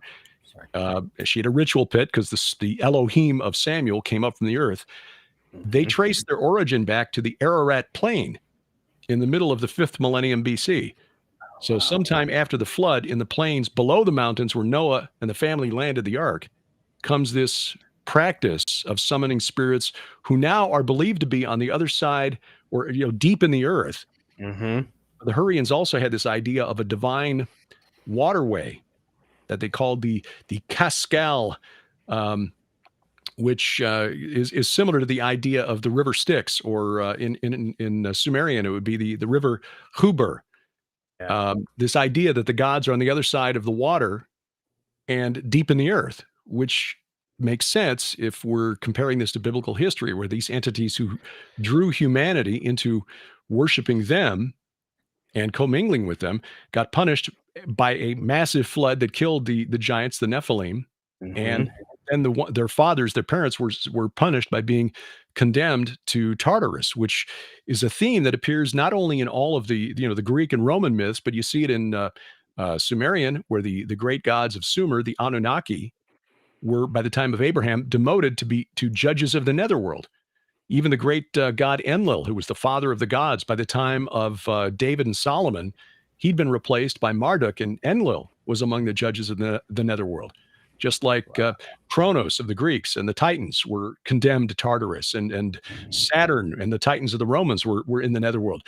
They found back in the 1940s that the Hurrians, again, an older civilization, that just within the last 20 years, archaeologists are realizing, hey, they were developing cities in northern Mesopotamia and like the Kurdish regions of Iraq and Turkey and Syria, at the same time that Uruk and and Eridu were being built in the south. The Hurrians had the same story, except their god who got sent to the netherworld is named Kumarbi, and the storm god who became the king of the gods is named Teshub. The Greeks and the Romans got the story from him, and it appears that the Sumerians may have gotten the story from the Hurrians as well. In other words, if you track biblical history, worldwide flood, down to 8 people come off the ark in Armenia, And that's where these Hurrians come from. And it appears that the religion of the Sumerians, the Babylonians, the Greeks, the Romans, the Canaanites, all seem to spread out from that same geographic region. Now, again, it's circumstantial evidence, but a friend of ours, Dr. Judd Burton, did a study, an etymological study on the word Rephaim, and found that the phonemes, the little pieces of language that form the basis of the words for royalty or rulers in most of the Eurasian languages, like Rex in Latin or Ra in French. 12 years of French in high school and all come from this like these little pieces of language. The R consonant followed by a vowel, and either the P or B consonant. In Akkadian, that turns into Rabbaum, which is probably the word from which Rephaim comes from, meaning the great ones. But the origin point, and Rab in Hebrew. Yeah, Rab in Hebrew, exactly. And the origin point, according to Judd, was the region between the Caucasus or the Black Sea and the Caspian Sea, which again is that same region, in the plains of Ararat in Armenia. So this idea that these god kings that had to be worshipped was preserved by those 8 people who were on the ark. And it wasn't very long before that same practice, like, okay, we got to get back in touch with the old gods in the abyss, which I think, Gary, is why Enmerkar was trying to rebuild that temple over the Abzu in Eridu. Sure. And if you look at the word Babel in Akkadian, that is gateway of the gods, Babalu. Right. And that was more of a technology. A lot of really good things that I agree with that you're talking about. Yes, the Horim are for sure are the Hurrians, and they're part of the Rephaim. And that when you look at that combination of R-A-P, R-A-B, you see that with Amarabi or Amarapi. It's transliterated both sort of ways. Right. And you have the Rapiu or the Rapium and that would be RPM in the Old Semitic, out of the Ugaritic texts, that were these kings that were actually praying to Baal and Ashtaroth to reproduce more giants, just because they were part of the terrible ones. And the terrible ones, that's the word Eretz. I like to sort of transliterate it with the IM on it as being plural as Ariam, but that's just me. But one of the interesting things in the words of Eretz for the terrible ones, which is a branch, as they're described, of terrible ones in Isaiah 25, is that you have several different meanings of being strong, mighty, things like that, but also childless and having struggles with, populating as the definition comes out. And that's one of the reasons why they had to intermingle with humans, because unlike the Nephilim before the flood, they seem to have had this fertility issue, and they're doing fertility rituals in the Ugaritic text to bring Baal and Ashtaroth back, to create more of them, because they believe that's who they were created from the Baalim off of Mount Hermon. And in the Ugaritic text, which equates to the passengers, that, a bar and crossing over out of Ezekiel 39, travelers. These travelers, they traveled between both the gods and the demigods. The Rapium traveled not only for funerary rites, but at other times, at certain times of the year, they traveled between the underworld and the earth through these portals and these gateways.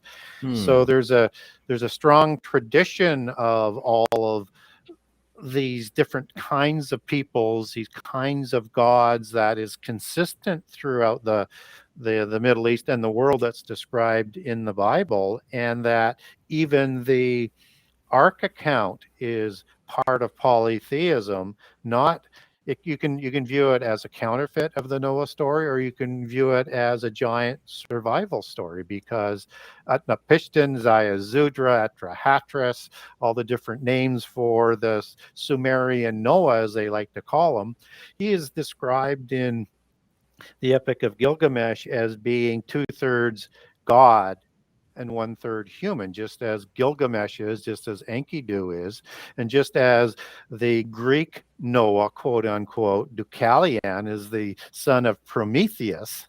So again, you've got the same thing going on there, and those are, whether they're counterfeits or not, are a parallel story of the survival of giants, or you believe that giants are recreated. Polytheism believes both, by the way. And so in the Gilgamesh story, you have the survival of the whole family of Utnapishtim, and they're all archetypical Nephilim as well, all 2/3 God and 1/3 human.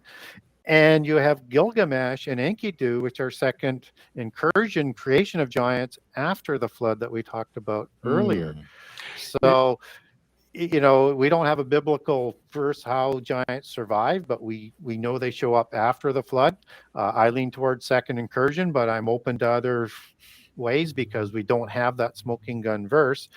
And who knows, it just might be both. But there's a distinction between the Rephaim and the Nephilim. That's the one thing that we do know. And biblically, we don't get Rephaim before the flood, and technically we don't get Nephilim after the flood, except for the embellished part of the Anak, who are the Anak are giants, or Rephaim as they're described in Deuteronomy 2, not Nephilim. And so when you see the children of giants in Numbers 13:33, that's the embellishment part of the report, but it testifies to the veracity of the size of these giants before the flood, that they're comparing them to the Nephilim to scare the Israelites. But the Anak that are accurately described in the accurate part of the report that Joshua and Caleb present, and then part of some of the details that's earlier on, and then reiterated in Deuteronomy 1 by Moses, is that there are the Anak, and then the children of Anak, not the children of giants. So the children of the Anakim, or Anak might be one of 4 that would be included, but he's not the patriarch of the Anakim, because that's Arba, as the book of Joshua tells us. And that the giants are so I guess the point of that is that the Nephilim, other than those 3 places, are not located in the Bible. You only get 3 references to Nephilim, and so the only accurate reference to the Nephilim is before the flood. So there's something different. But that doesn't mean they didn't somehow survive. But there seems to be a second incursion that comes after the flood, and that I think we need to be, again, like I said, we need to be open of that, and that the Rephaim tribes, and there are many of these tribes, they are the identical kinds of people with their red hair and their pale skin that are part of, you know, the Indo-Aryan groups that they like to talk about escaping out of Tartarus after the flood. And there's 4 groups, but one of them is that dark-haired group. And again, so we don't know whether or not perhaps they are the ones that survive, or they're just a different kind of Rephaim that are created after the flood. Our theory, Sharon and I are working on a theory that the Hurrians, the Amorites, and the Greeks are all interconnected back in history somehow. Oh, they are, right back to Cadmus. Yeah. A lot of Greek mythology, people don't realize, is actually derives from Phoenician. Cadmus was a Phoenician hero, but the Phoenicians were just the Amorites by a different name, as were the Babylonians. The Amorites really controlled the ancient Near East between the time of Abraham, around 2000 BC, and about the time of the Exodus, around 1400 BC.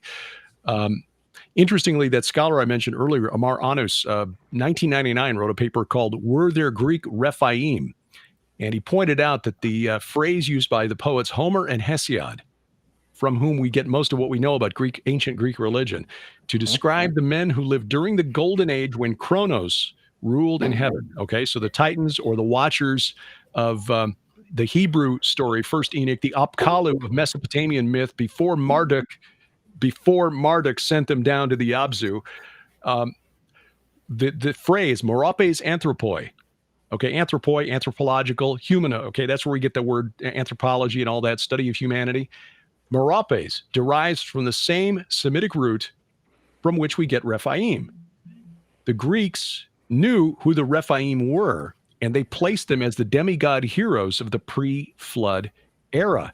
What's even more interesting is that in this paper, which I had to read like 12 times to get my head around it, is that he mentions, now Dr. Anus mentions in passing that there was an ancient Amorite tribe by the name of the Tidanu, who were so feared by the ancient Sumerians, the last kings of Sumer who dominated Mesopotamia. The third dynasty of built a wall from modern-day Baghdad from the Euphrates across the Tigris to another river called the Diyala, like a 175-mile long wall. Jeez.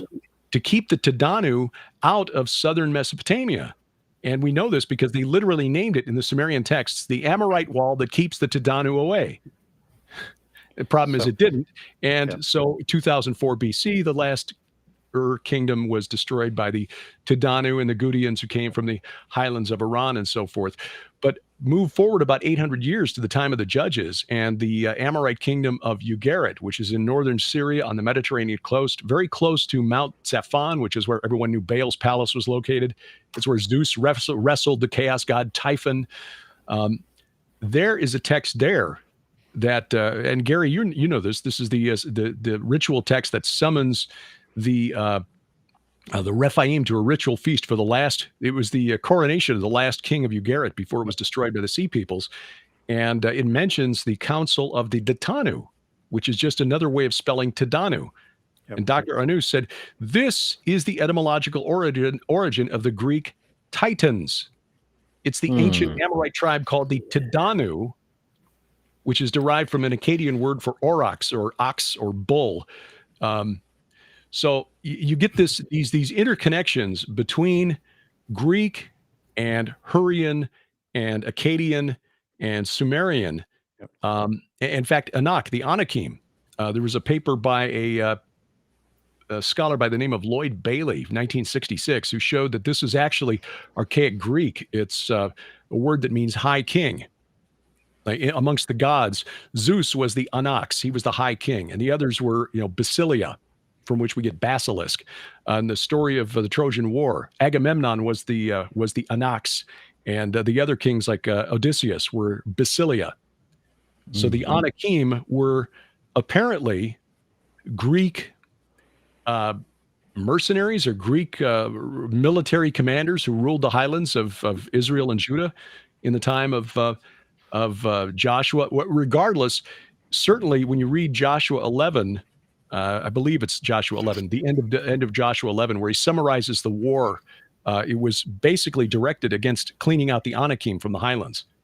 Yep.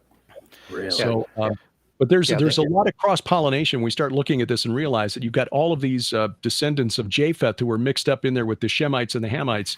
It shouldn't surprise us that the stories of Greece and Rome and of the Hittites and the Hurrians from the north and the Akkadians and the Babylonians from the east all have the same pattern when you begin to look at them. Yep.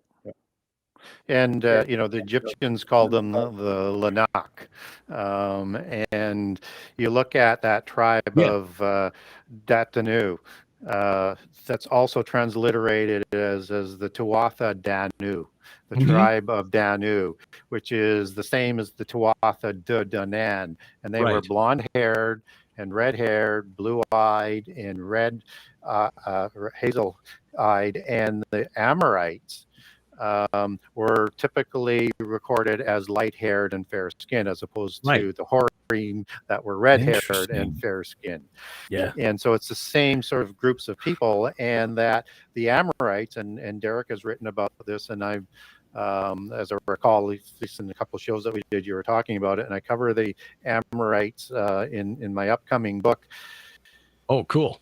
Yeah, I think you'll like some of the parts on it. Is that not only were they in the covenant land, but they had portions of power into Mesopotamia, and that they do not have a patriarch that's listed. They're one of the 9 patriarchless nations.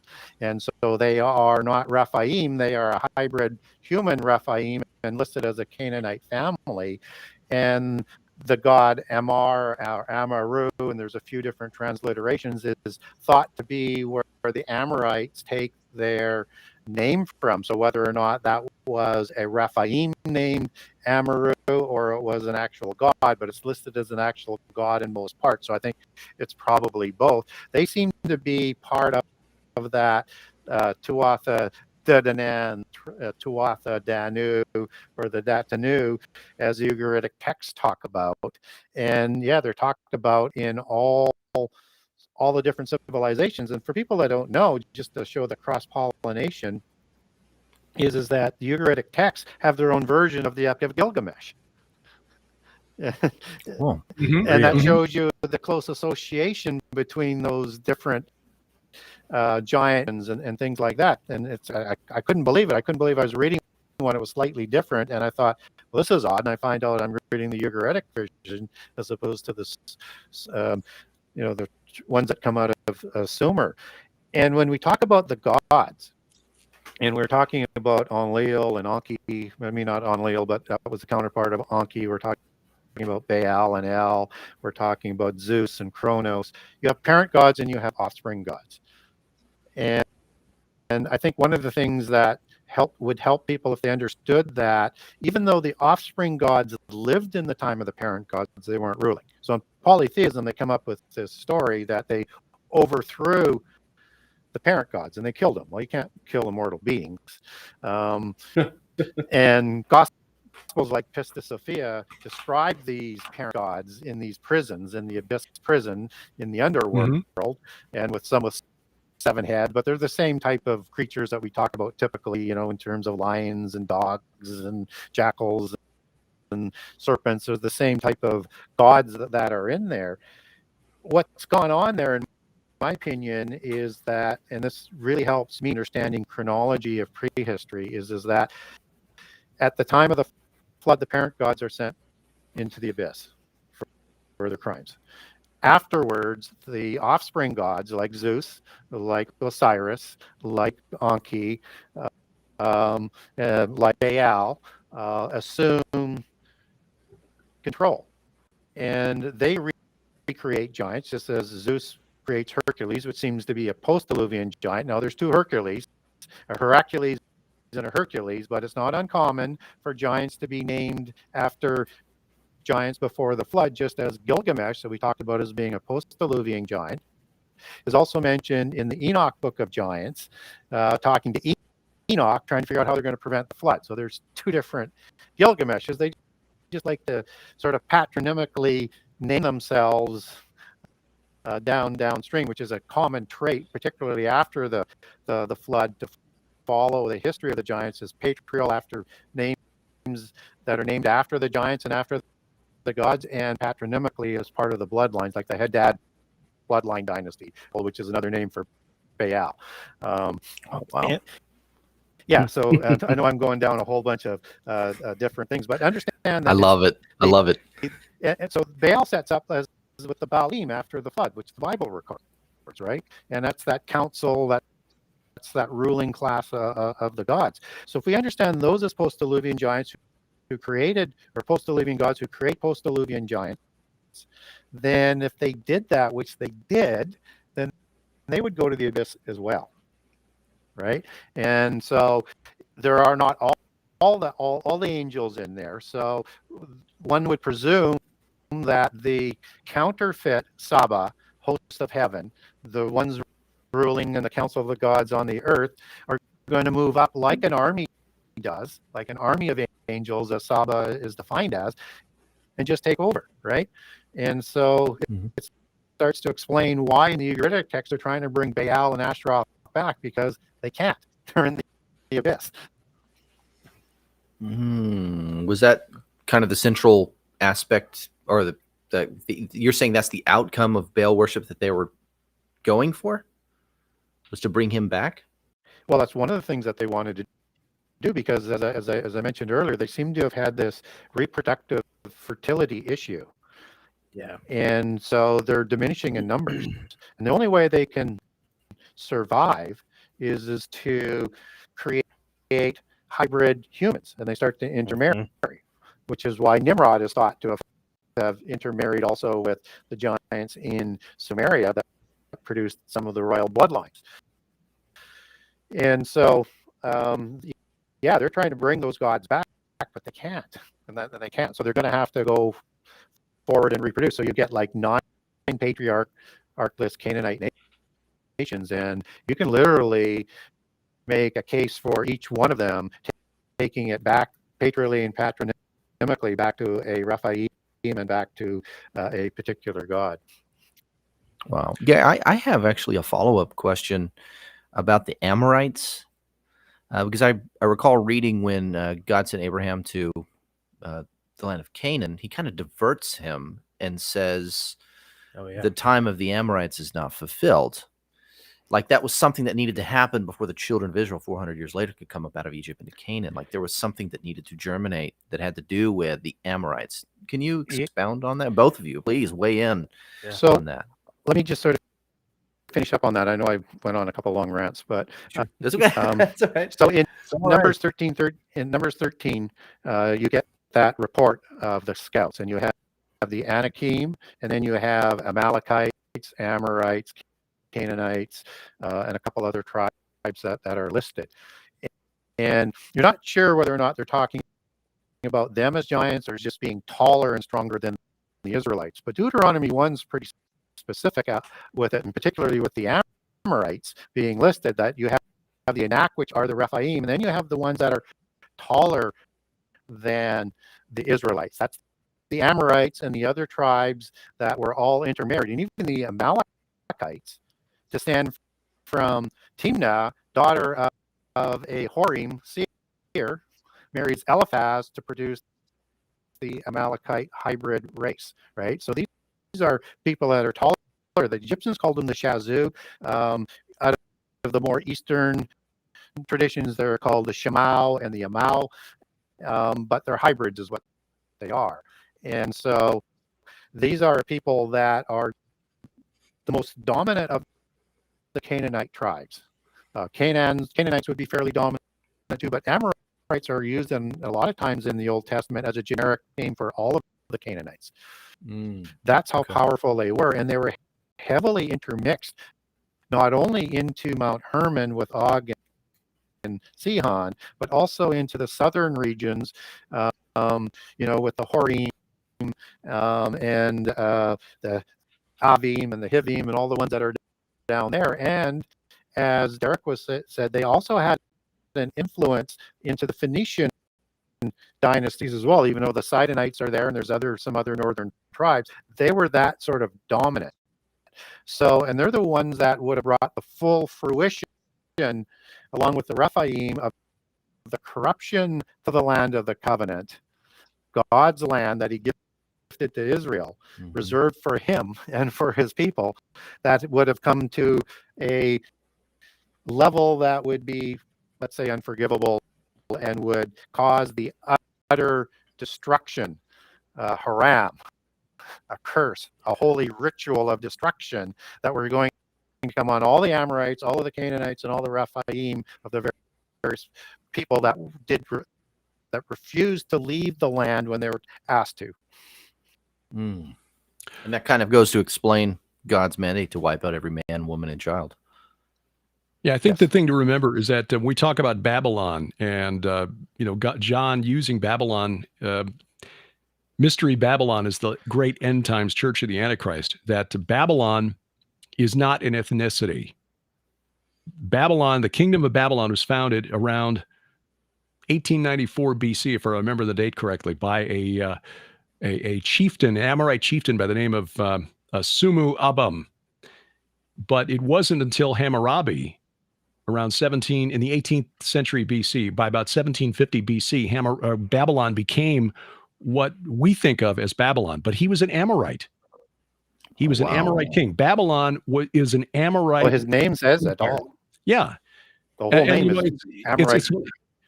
It's funny because most Bible teachers will look at it and say, it means, okay, Amu, that means my family, and Rabbi, oh, that means healer. My family is healers. My father is a healer. No. Rabbi is the theophoric element. That's the God name. And there is nothing in the Bible, and scholars admit this, there's nothing connected to the root behind the word Rephaim that has anything to do with healing or restoration or rebirth or regeneration or any way you want to spin it. It's revisionist history. The Rapayuma, the Rabayum, the Rephaim were the great old ones, the mighty men who were of old. What Hammurabi was saying in his name is, my ancestors were the great ones. It was such a popular name that scholars know of at least 6 different kings of the Amorites, besides Hammurabi the Great, whose names was Hammurabi. In fact, the last king of Ugarit, which was destroyed around 1200 BC, in the middle of the period of the Judges, was Hammurabi III. So this was a very popular name amongst the Amorites. My fathers were the Rephaim, is what the name means. Wow. So this is the sin of the Amorites. The occult system of Babylon is the wickedness of the Amorites. In fact, you want to read Leviticus chapter 18. Don't read it out loud with kids in the room, but it describes all the things that they were doing that caused, in God's words, to vomit out the people. Yeah.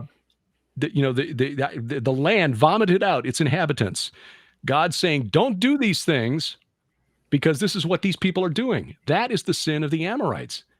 But this was, as Gary said, they were interconnected with the Horim, the Horites, the Hurrians, apparently the Sumerians as well. And their religious system spread throughout the entire ancient Near East. They were down as far as Oman and the island of Bahrain. They were up into southern Turkey, northeastern Iran. They dominated the ancient Near East during the period of the patriarchs. From Abraham down to Moses, the Amorites were the dominant people group of that world. And in fact, we know now from an inscription that was found within the last, I think, 50 years or so at the site of Babylon, from the temple of Marduk, the Etymonanke, that the dimensions of the bed, the cultic bed of Marduk, where it was believed that every year during the Akitu festival, which was an annual festival to celebrate the new year, Marduk would come down and indwell the king, where he would have ritual sex with a priestess representing his consort Sarpanatu. And this is how they would bless the land, by having this ritual lovemaking.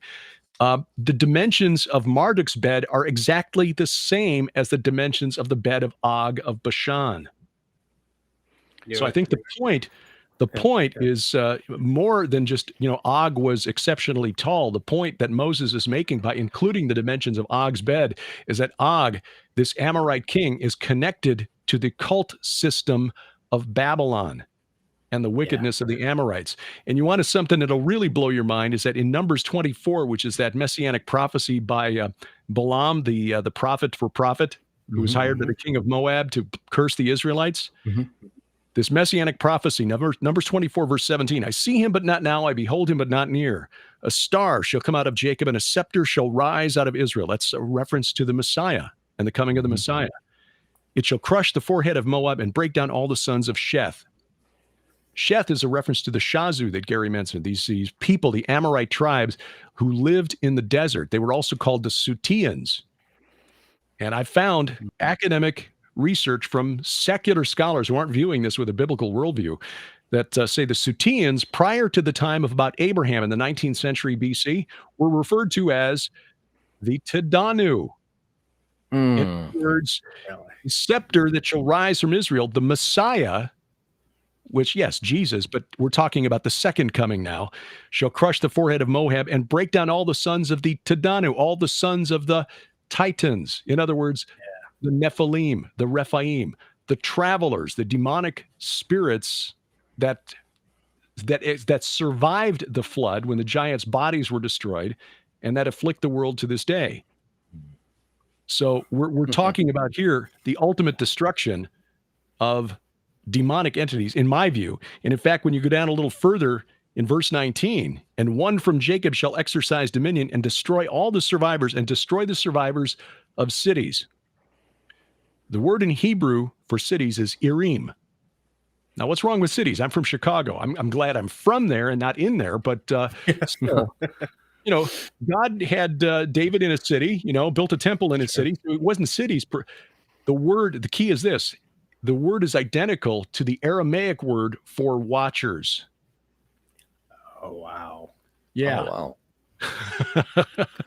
He will destroy the survivors of the watchers. Now you can't swap every. In fact, when you look at Daniel chapter 4, and you do this with the Logos Bible software, where Nebuchadnezzar has his dream and watchers come down to decree his punishment.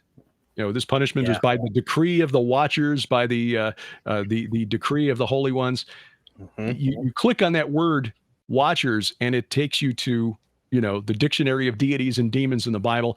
But it has same thing happens when you click on the word cities in Numbers 24:17. Really?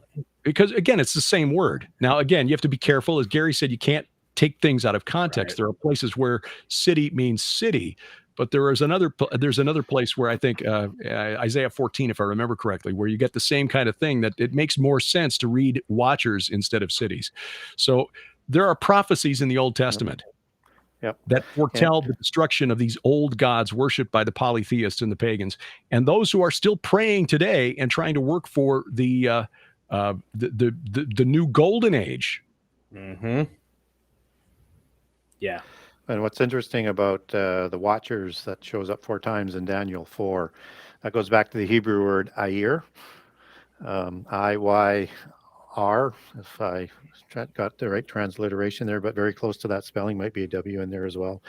And that goes back to another Hebrew word that's essentially pronounced similarly, but I think it's Ur with a U as we would get it.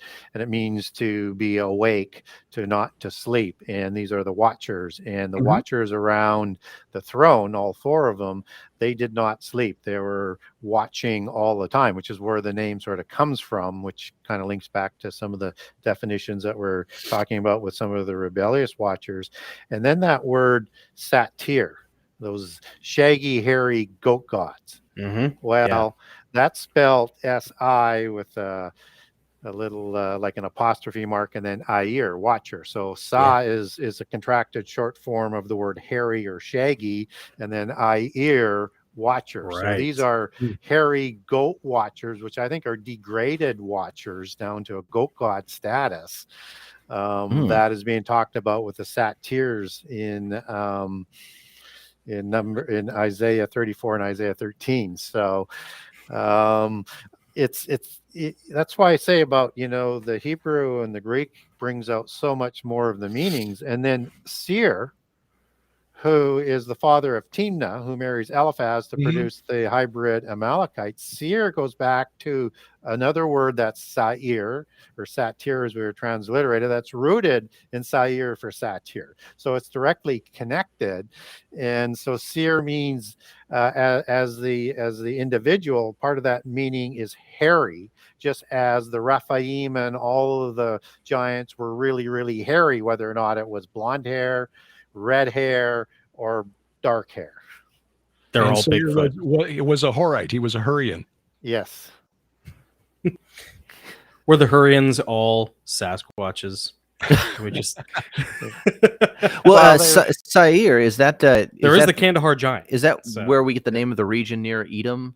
Yes, where we find Petra and the Mount of Sair. Yep. Okay. Yep. It's the same word. Yeah. Okay.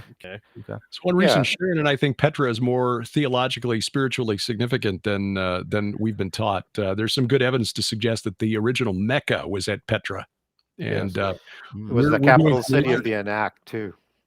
Oh, really? Yes. Really? Okay. That in the book that's coming out now.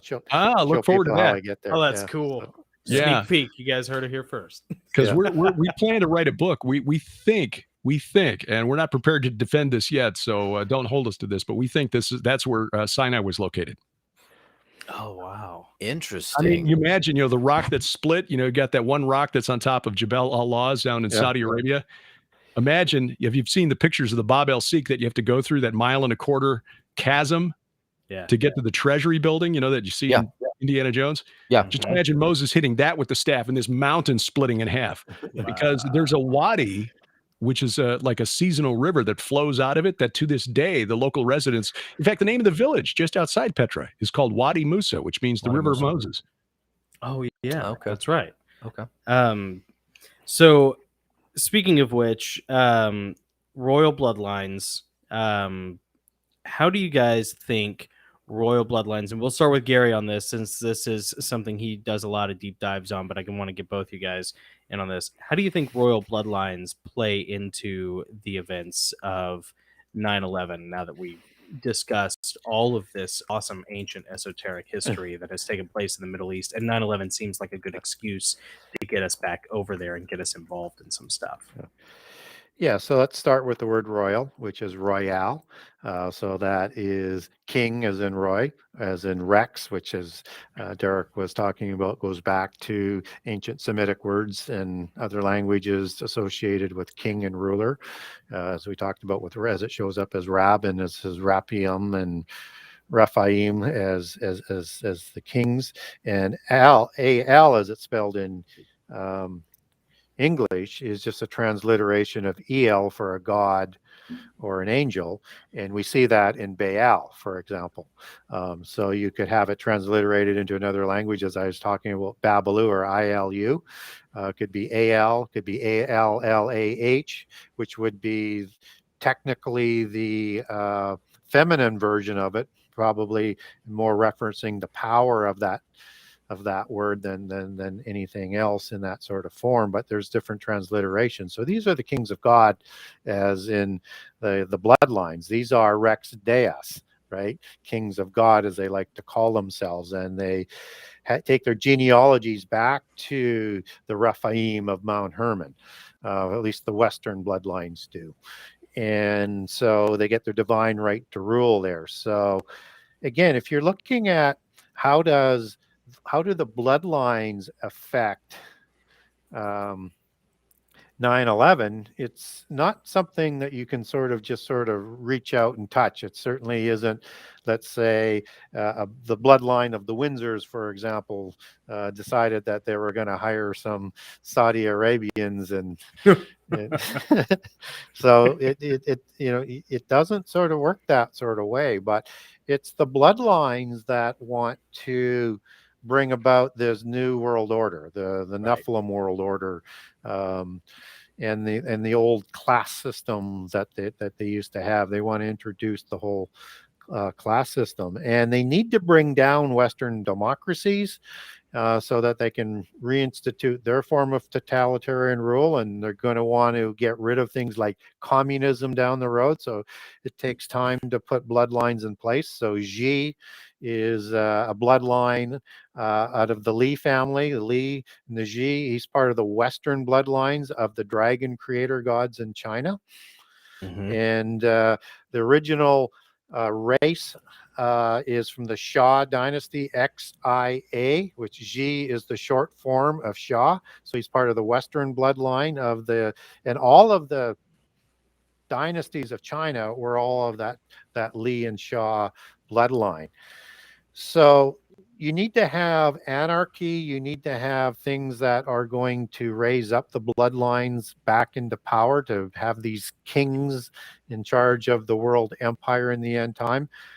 I'm not so dogmatic that I think that all of them will have to be bloodlines, but they're going to try, just like Putin will take his bloodlines back to the Putyanin and the Scythian czars out of the Ukraine, which is why Kiev is so important to him. And his name comes out of nowhere in 1850 because his grandfather's in Kiev, and he's the offspring of out of marriage royal family of the Putyanin, and then they moved to St. Petersburg is how he ends up there. So he wants to reinstate that old Kievan, Scythian, Tartarian empire. So these bloodlines are important. They may not all be 100% pure, and the Yamamoto bloodline, for example, comes from the Chinese bloodline. And then you've got, bloodlines all over the world, like the Inga Roka, which were the Inca bloodlines, and they're still around, and expect these bloodlines to come forward. And they all haven't yet because they're struggling to bring this about. But if you want to get rid of the old order, you have to do a lot of things, and not the old ancient order, but the old order of the last couple of 100 years, where they're struggling to figure out, how do we get things in place to be in a position to go to the end game. And that's why the US was so important. They've been the platform and the model for the world government, a powerful central government with independent states, right from the beginning, that was used as the lapdog to try and bring this whole vision of the Templars about. So it goes back thousands of years because they're just carrying on the same endgame platform, and the Templars are all bloodline families. So again, I what I can't do is I can't point to a direct this to that bloodline. And the Saudis, I mean, they're a more recent bloodline. I don't know whether their bloodlines go back into ancient times or not, but typically those bloodlines do. So there may be some implication with that. We don't have a bloodline that's on the throne of Iran right now, and we don't have a bloodline that's on the throne of India right now. So this is a Western bloodline thing that's being mostly orchestrated. So understand there's bloodlines around the world that we're going to have to come into play, but this is a Western funded and orchestrated thing through all the leverages of the secret societies, the banks, all their different organizations. And the Wahhabi, who were used in the Afghanistan war, basically, you know, the beginnings of Al-Qaeda. So they were funded originally by the Nazis in World War II. And then they're taken over by CIA and American funding thereafter. And then they're hired as mercenaries for Afghanistan, and they kind of go rogue. So they've been sort of funding them. But I don't think that, and again, my speculation, I don't think that the American government was upset that the attack was done. I think they were part of in the know about what was going to happen, and it's part of creating windows of opportunity to leverage the greater plan across borders around the world. And we saw an avalanche of trying to change the Middle East, that reached as far as Afghanistan, that failed miserably, and is still playing out. So as it always does in Afghanistan, I would look at it as a European dominated plan, and it's the Europeans that everybody really hates down deep because they have a set organizational structure that they want, and they want to dominate this new world order with their bloodlines. Well, other bloodlines like Putin and Xi, and we'll see other ones around the world, they're saying no. We want a larger role in this new world order, just as Trump was trying to do. He wasn't against the new world order. He just wanted a larger role for the US, which the Europeans want to diminish the American role and sort of bring it back down to a less powerful, subservient sort of lapdog that they can utilize when they want. Yeah. Sharon has written, I've not really researched this, so this is really out of my depth. Sharon has written some of this into her Red Wing saga, and if I could throw in a plug, novel number 8 is coming out this coming week, The Poisoned Pawn, book 8 of the Red Wing saga. But it's not a coincidence that the protagonist family in the series is named Sinclair. So there you go. I love it. Sinclair's, Gary. But I will say this, as we look at all of this, and it's easy to get really angry at these humans that have this hubris that think that they can rule over God's creation. And just remember Psalm 2, the kings of the earth set themselves, and the rulers take counsel together against Yahweh and against his anointed, saying, let us burst their bonds apart and cast away their cords from us. You can just see Klaus Schwab, doing this and saying that in a German accent, central casting for a Bond villain. But he who sits in the heavens laughs, the Lord holds them in derision. Then he will speak to them in his wrath and terrify them in his fury, saying, as for me, I have set my king on Zion, my holy hill. The thing to remember as we identify these guys and use discernment to figure out who is acting as the dupes for the principalities and powers operating beyond our sight. That these are idiots who think they're winning. I mean, it's pathetic when you think about it. They think they're in control. Yeah, it's a pawn wearing a paper crown. Exactly. And they believe they can win. He who sits in the heavens laughs. The Lord holds them in derision. Yeah. And a day is coming where they'll be on their knees in front of his throne saying, we were misinformed. Well, I'm sorry, but that's not going to be a valid excuse on that day. And I use that phrase specifically. That's a reference to the day of Yahweh, the day of the Lord. The day of the Lord. So we just need to remember, whenever we start getting caught up in this and our adrenaline level starts to rise, we start hyperventilating. It's like, he who sits in the heavens laughs, the Lord holds them in derision. Hey, you're on the side of the one who's got all of this under control. Yeah. They have a time where they can do this for. It's allotted, it's ordained. But there's a time when it comes to an end, and they're not in control when that end comes, and it's the restrainer that prevents not the empires from coming, from the Antichrist from coming to power. And so they are hubris, and they are being lied to, but they do believe they can win, and they're going to bring the world to that ultimate destruction level that Jesus has to step in. But there is a passage that I always like to make people aware of, other than the branch of the terrible ones, which I think is a good one. And also understand that, in the end time, as in Isaiah 29 talks about, is the terrible one, Antichrist, is going to be brought to an end. And I think he may have some bloodlines of the giants, just by, and I make that case throughout my first book, and I do again in the second book. But that's one of the terrible ones. That's one of the Ereats.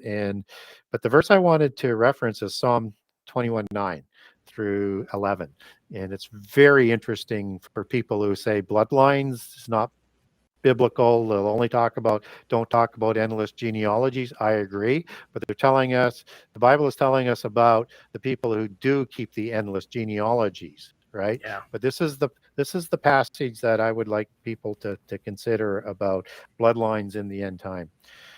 Thou shalt make them as a fiery oven in the time of anger. So this is the end time. The Lord shall swallow them up in his wrath, and fire shall devour them. And here's the money part of it. Verse 10, the fruit thou shalt destroy from the earth, and their seed from among the children of men. There's a separate seed and a separate fruit and bloodline that he is going to destroy in the time of his wrath from the children of men. And for the intended evil against thee, they imagine mischievous device in which they are not able to perform. And we get another indication of these bloodlines in the end time in Daniel 2:42 in the metallic dynasty prophecy, where it's talking about the descendants of these beast kingdoms and metallic kingdoms in that prophecy, but beast kingdoms nonetheless, and that they are going to mix their seed with the humankind seed, with the seed of humans in the end time. It's talking about two distinct races of people that is still here and that are still controlling things, and these are the royales. Oh, okay. He just blew my mind just now. Wow. I never caught that. Yeah. I never caught that. One can look at that as it's called, and it's also mingling and commingling in there. And when you get into that, you could also look at it, not are they going to reproduce, but it could also mean spiritually, as in a demonic possession, that they may be some of the Rephaim spirits or the Nephilim spirits might be possessing them. You could interpret it that way. I'm open to that, but I think the language is more clear with just mixing their physical seed with humankind. So it's kind of one of those passages that doesn't come through in some of the other translations. And understand, in my first book, I used the NIV version because I wanted to reach people in outside the faith, and I wanted it in a language that they were going to be more comfortable with. So but it doesn't come through in some of those translations as well in that way. It's a different translation, so you get kind of a direction, but you don't get that sort of specificity. And so it's this seed of these children of the beast kingdoms, and the beast kingdoms are all made up of the descendants of the Rephaim and these bloodlines. And you get some of those dynasties, like the Agag dynasty, of the Amalekites, that show up, and it's another patronymic name. It's like a Caesar. It shows up in the time of King Saul. And then you have the Agagites that are still around, which is synonymous term for Amalekites, that are trying to destroy Judah from the face of the earth in the time of the exile. You get many, Hammurabi was one of those Caesar-like titles or Pharaoh-like titles, and that was a common trait of the giants, and we see that to this day. We see that with names of kings, where you have Charles III, right? Yeah. And that's part of that ancient tradition, just as their hereditary right to rule and passage that we're witnessing today is ancient. It is the same ancient rule of passing on power that they received as the offspring, the spurious offspring of the gods since the flood, from, I think, the Baalim gods, and I think it's the same pantheon all around the world, so let's just call it the same gods, that gets passed on through that bloodline, because they are their representatives on earth. They are the visible ones versus the invisible ones. But Isaiah prophesies their death in Isaiah 26. O Lord our God, other lords, other Adonim have ruled over us, or other lords besides you have ruled over us, but your name alone we bring to remembrance. They are dead, they will not live. They are shades, they are Rephaim, they will not arise. Yeah. To that end, you have visited them with destruction and wiped out all remembrance of them. And then you go down to verse 19 of Isaiah 26, and he talks about resurrection. Your dead shall live. These are the faithful. Their bodies shall rise. You who dwell in the dust, awake and sing for joy. Your dew is a dew of light, and the earth shall give birth to the dead. Now, this is a difficult translation. The ESV, most of the English translations based on the Masoretic don't really get it. You go to the Septuagint in verse 19. The dead will rise, and those in the tombs will be raised. Again, Isaiah prophesying resurrection. Okay, this is not a New Testament concept. This goes back to Job, in fact. Yeah. Those in the tombs will be raised, and those in the earth will be cheerful. For the dew from you, God, is a remedy for them, but the land of the impious will fall. Who are the impious? Read a couple of papers by scholars who've examined this and looked at it in light of Second Temple Judaic literature. This is a reference to the Titans and Tartarus, the land of the Titans. So in other words, in Isaiah 26, he prophesies the death of the Rephaim, the spirits produced on the death of the giants in Noah's flood, and their parents, the Titans, the Watchers, the sons of God from Genesis 6. Yeah. So again, for all of their manipulation and all of their political machinations, trying to manipulate bloodlines for one thing or another, Isaiah, 2,700 years ago, they are dead. They will not live. They are Rephaim. They will not arise. I think this points to who gets raised up in the last day. In 1 Corinthians 15, when there's that shout, and in the twinkle of an eye, we shall not all sleep, but we shall all be changed. Oh, except for you. You're still dead. Yeah. It speaks to your guys' mentat-like qualities, by the way, to go ahead and actually touch on that subject, because one of the questions from J. Reese Bradley, who is our first Patreon member, Honorary Gosling, she was asking, are the royal bloodlines going to be, what was it, physical only, or are they going to have like a spiritual resurrection as well? And we didn't even touch on it. It's just right here in the chat, and you guys nailed it, just naturally rolling through. That's what makes this so cool. This is like the Fellowship of the Ring that's cool, Well, just remember that these spirits in the abyss, there's more than just the angels. There's the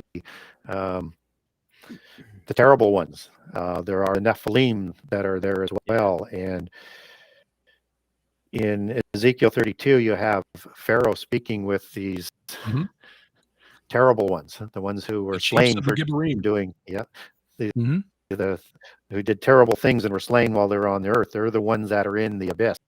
These are the worst ones, right? And so they're not ones wandering the earth, but they're not in Hades. These are the ones in the abyss, but they're still able to, at least in this vision, that they are able to communicate with Pharaoh. And what's interesting about that, they're in the sides of the abyss, the cells along the side, as it's described. These are coming out when the abyss is opened. Yeah, Revelation 9, verse 11. 9:11. How about that? Yeah, there you go. Yeah.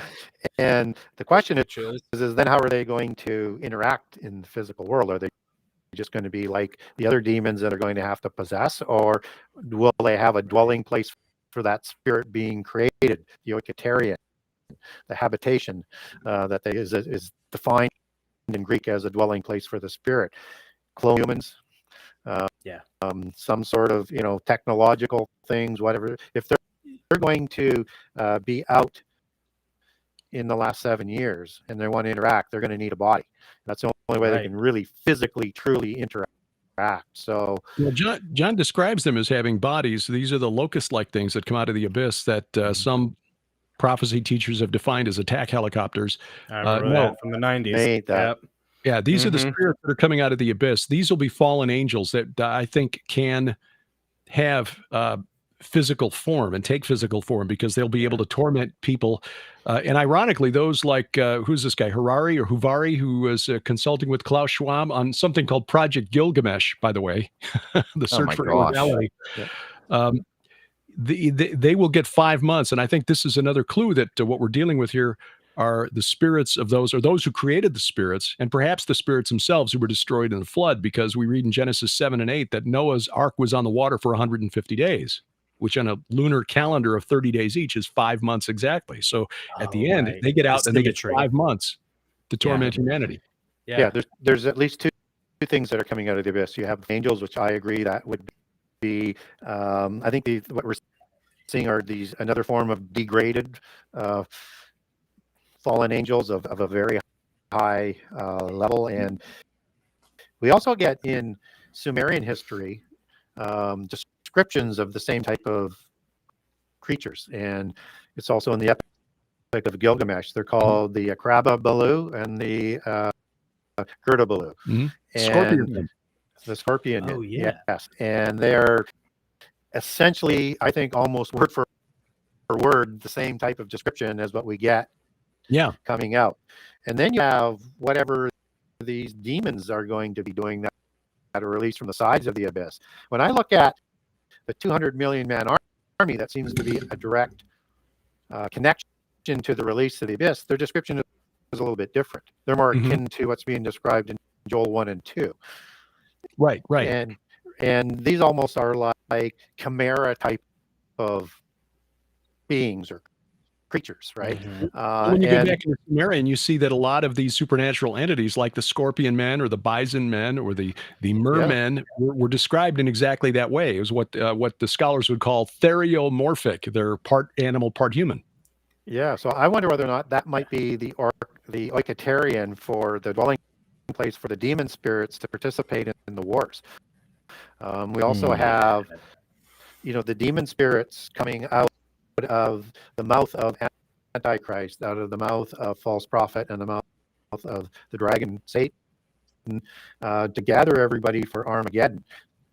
That may not be one spirit out of each. And when you take that back to the Greek, it can mean mouth, or it can mean spoken of the mouth, coming out of the mouth. They could be ordering all of these demons to do wonders and miracles for all of the kings of the earth to gather them. So there's a whole bunch of things. Why is it important to understand prehistory?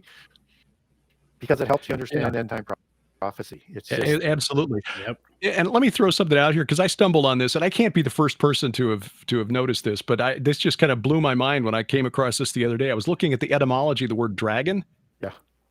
Comes from the Greek drakon, which means from Durkamai, to see, or one who stares. One who watches. One who watches. One who watches. Yes. Yeah. I mean, Drakanta is the Greek word for that. I mean, why have I never heard that before? Yeah, I've never heard that. Talked about that. Yeah, it's in my first book. Gary Wayne. Gary Wayne's who's talked about it. There we go. I Man, didn't you guys invent are it. That's connecting just all research. kinds of I'm dots here. quoting No, somebody else, props so, to you, brother. yeah.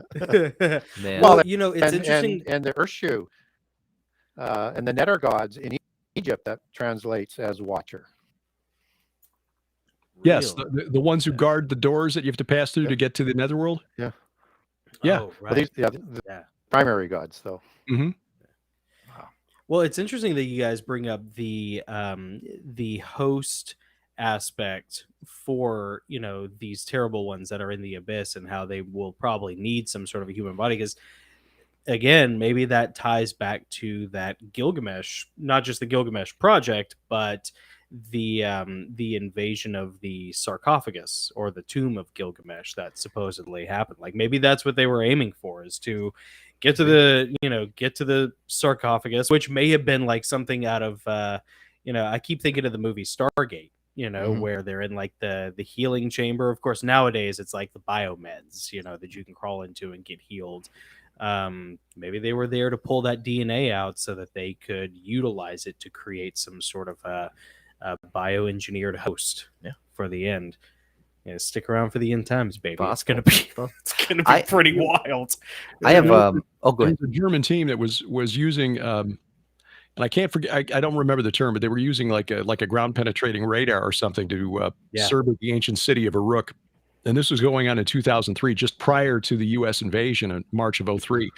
And at the time when that story came out, I saw it and I read it as, they found the tomb of Gilgamesh. Later, I went back and I reread the article, and I found that the archaeologist who wrote the paper said, no, what they found was the former course of the Euphrates River. They found a building, the outlines of a building. They didn't actually excavate anything. They were using like ground penetrating radar or something. Yeah. And they found the outlines of what appeared to be a building just like the one described in the Epic of Gilgamesh. So they didn't actually excavate anything. They found something that thought they kind of matched the description, but they didn't dig anything up. So maybe they could replicate it if they needed to. Well, I don't know. Yeah. But I know, because I was one who reported the story back in 2003. They found the tomb of Gilgamesh. No, they didn't, or at least if they did, they didn't say so. But of course, they had to break off their work because we invaded, and so the archaeologists had to go home. Interesting. But, as far as I know, in that Freedom of Information Act request from the State Department a few years ago, somebody was looking for information on it, but there's no evidence that the State Department even acknowledged receipt of that request or responded to it in any way. So I don't know that there's ever been anything that was officially found or reported. Now, Tom Horn will tell the story of how he was sent photos by somebody who was apparently part of the team that went into the museum in Baghdad back in 2003. Yeah. But, and he talked about this on Coast to Coast AM with George Norrie. But unfortunately, back in 2000, before we moved out here, so this was after he moved to the Ozarks, they bought an old farmhouse about 5 minutes from where we live now, and it burned down. And it was a century home. The wood was dry as tinder, and it wasn't built to modern fire code. So there's a spark from the electric box, and the house went up. And so did the computer that had the images on it that hadn't been backed up. Oh, no. So whatever it was that they were trying to get out, because apparently there were Marines there, and there were some people from the museum, and they took something out, but can't prove it now. Can't prove it now because the photo's been lost, the computer's been lost, and whoever sent it to him didn't follow up and send another copy, or couldn't, or whatever. So we don't know. All we can do is speculate. But Sharon will say this, and she's got a degree in molecular biology and had an emphasis in genetics. DNA is a very fragile molecule. The whole Jurassic Park thing of extracting DNA from a mosquito 60 million years old, or 10,000 years ago, if you want to, because they found now soft tissue, including blood vessels in T-Rex leg bones. So unless we figured out how to freeze stuff and keep it fresh for 65 million years, it ain't that old. Yeah. But I digress. The DNA molecules probably degraded to the point, even if they could identify, yes, we definitely know this body belonged to Gilgamesh or Nimrod or somebody, the DNA is more than likely worthless. Yeah, it's junk. Yeah. But since both of them lived prior to the invention of writing, how would we know? I mean, if we found the tomb, how would we, because there's not going to be a tombstone with Sumerian on it, because both of them existed prior to the invention of the Sumerian script, which didn't develop until 3100 BC, which was the end of the Uruk period. So it was after that. Gotcha. Gotcha. We had a question about recommendation for the Septuagint. Was that right? I think it was just a couple. Yeah, of somebody. comments. Yeah, I think someone it was. Jay actually. Yeah, I'm not sure. I know we're getting close to time here for you guys, but I'm sorry, this is stuck. if Nick can figure out how to operate that. No, I can figure out how to The operate chat. it. I can't figure out how to make it go faster. That's the problem. It was Yeah, being a little someone. stubborn. No, it was. You can find Septuagints online, English language Septuagint, translated in the 19th century by, I think, L.H. Brenton, Lancelot Brenton, and that's a good translation.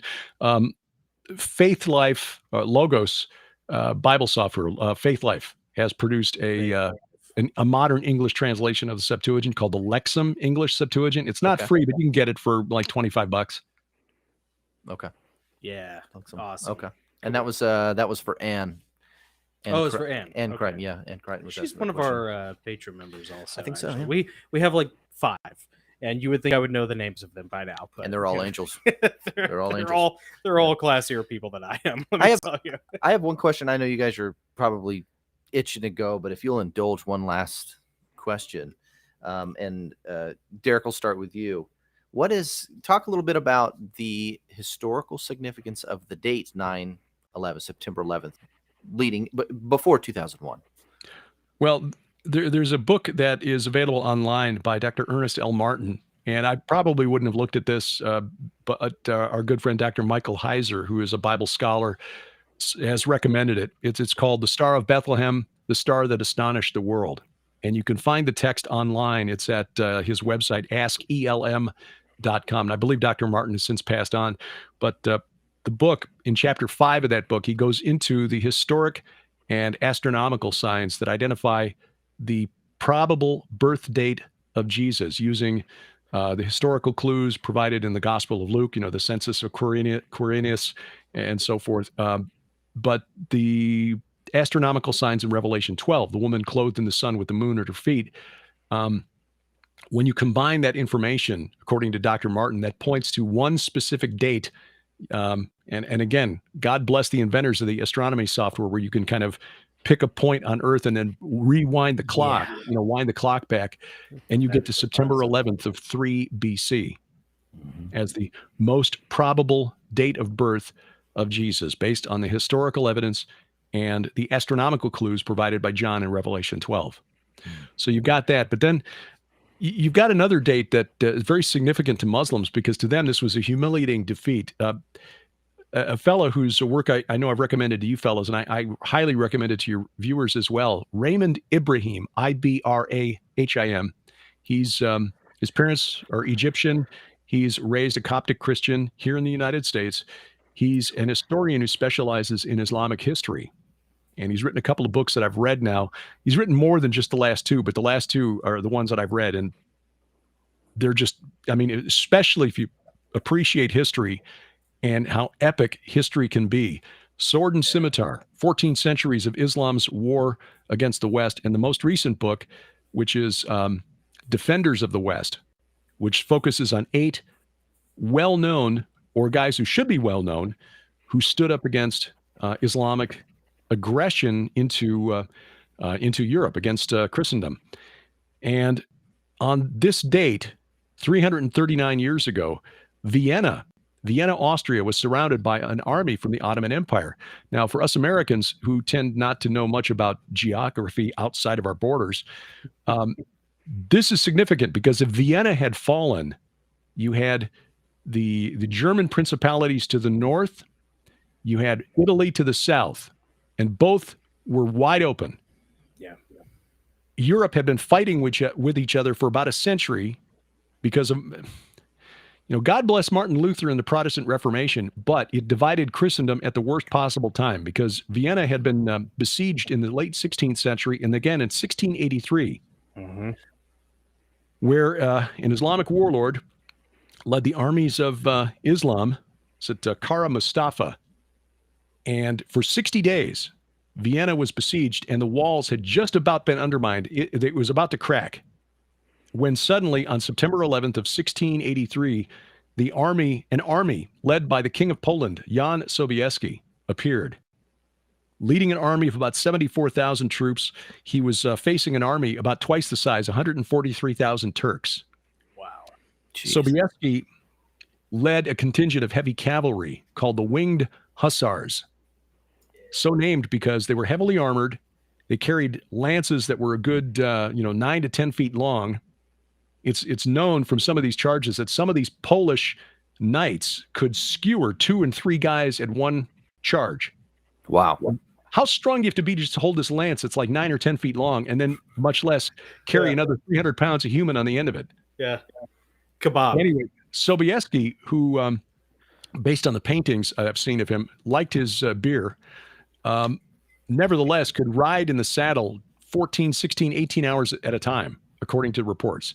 And he led a charge of the Winged Hussars, who had these banners, almost feathered banners in the saddle that made it look like the wings of angels as they rode.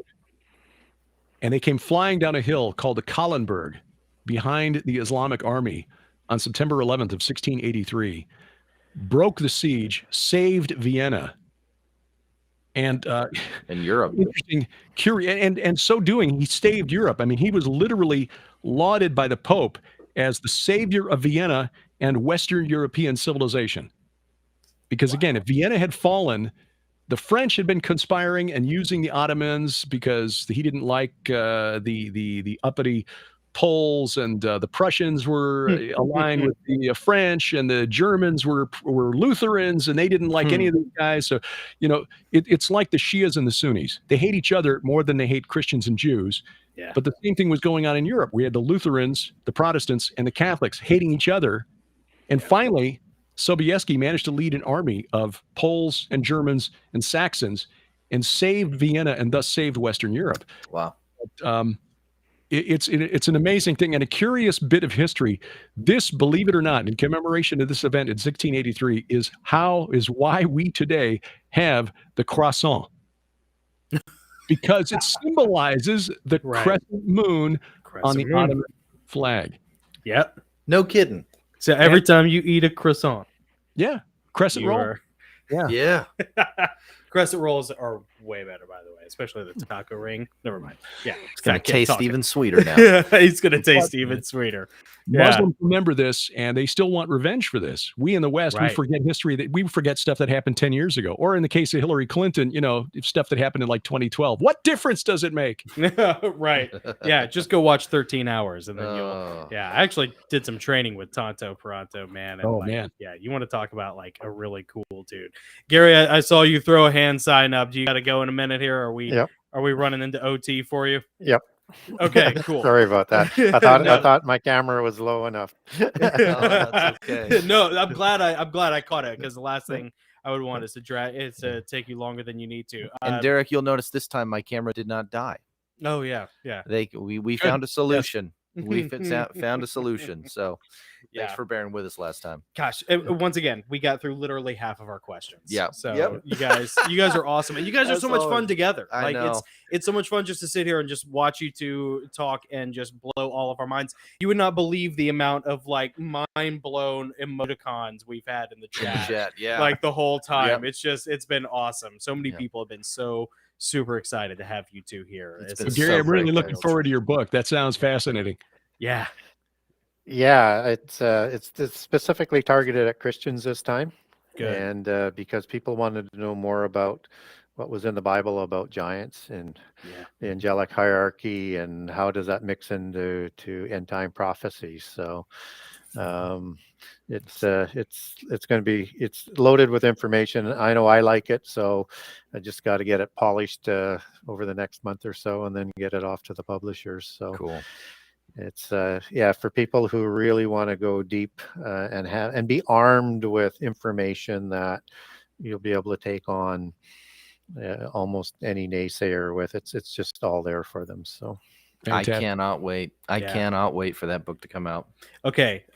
Final question for the evening. Pure yes or no, because everybody's got to go. So and we can always touch on it later, and we can expound on it more. And if you don't want to answer just a simple yes or no, then you could defer. Is September 11th Jesus's birthday? Well, it's a good question. We don't know the exact date of Jesus' birthday. What we do know, it's not December 25, which is Right. Mithra's birthday and a few other Uh-huh. people who probably had demonic spirits in them. So a whole different ball game with that. So what we do know is that, from my perspective, is that I'm sorry, I won't take too long on this. Is that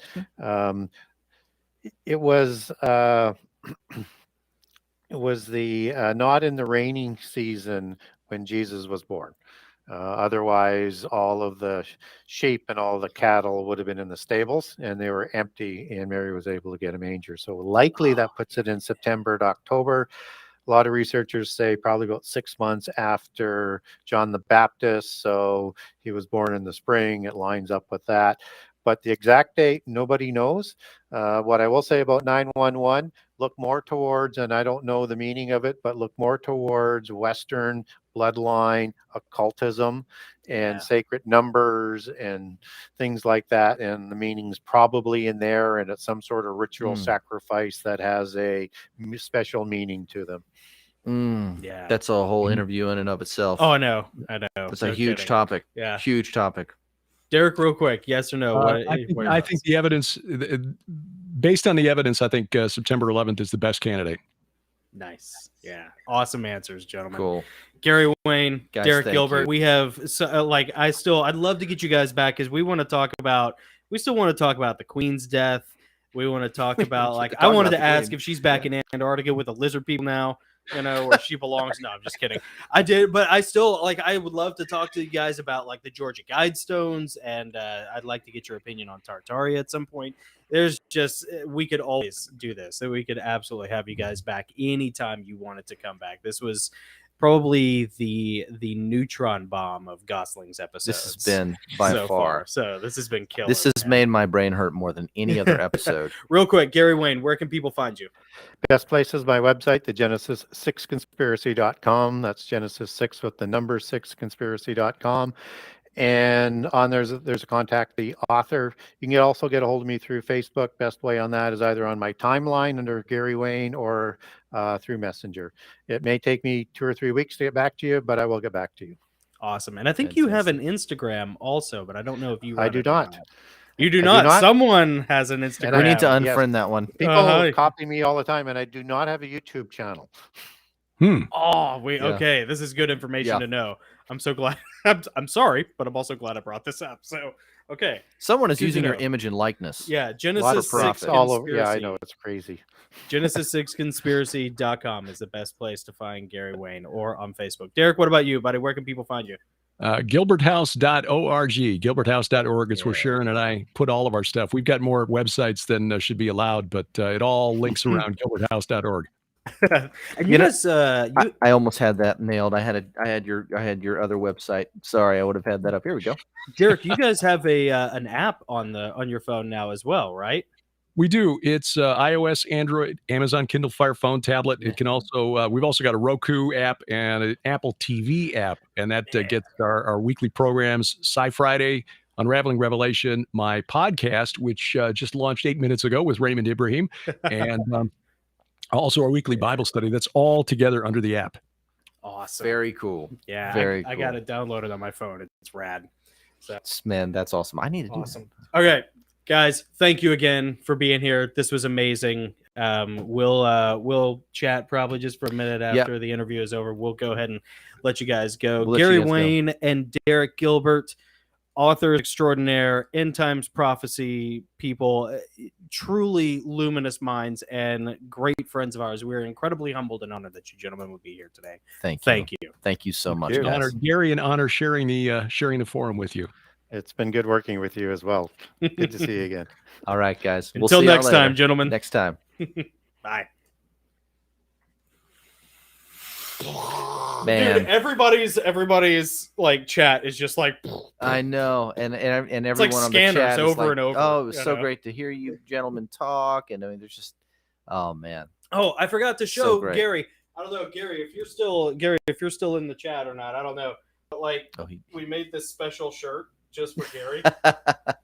I totally forgot to tell him about this. We'll have to mail one of these. Yeah, we got to him. go. Yeah. This is not for sale on the Goslings website. This was just something that we had custom made just for this episode. But it has. Let's see if I can get the mic. Yeah. Here. Get a good view of it. Yeah, it has the dollar bill pyramid, the Illuminati pyramid, and instead of the all-seeing eye, it has Gary Wayne's face on it, and then it says Illuminati. Naughty. Yeah. And so, because if anybody is Illuminati public enemy number one, baby, it's Gary Wayne. Yeah. So yeah, we gotta figure one up for Derek. Also, we got to do one for Derek. That'd be a lot of fun. Oh yeah. But let me turn the where's the here we go. Here's the chat overlay. I'm put the chat overlay up while we wrap things up here. Cool. I want to say real quick. Oh, this is running kind of slow. Sorry, guys. I want to say real quick. I really appreciate. We had a great turnout for this. We really did. I want to give a quick shout out to our beloved patrons and patronesses, Jay Reese, Shannon, Roseanne. I don't know if Adam was able to join. Ann was on. Man, it was really great to have you guys here. I hope you enjoyed this. As you guys know, this was like the big event for us. Yeah. And we're glad you guys could participate. Who do we have coming up next week? Isn't it Roxana? Roxana? Yeah, Roxana Bio Yep. Arts. Yep. She did a painting. Another one for me. She did the map for Empyrean Fall, the lower realm of heaven. And I am currently having it framed over at Hobby Lobby, which is Michael's, but for Christians.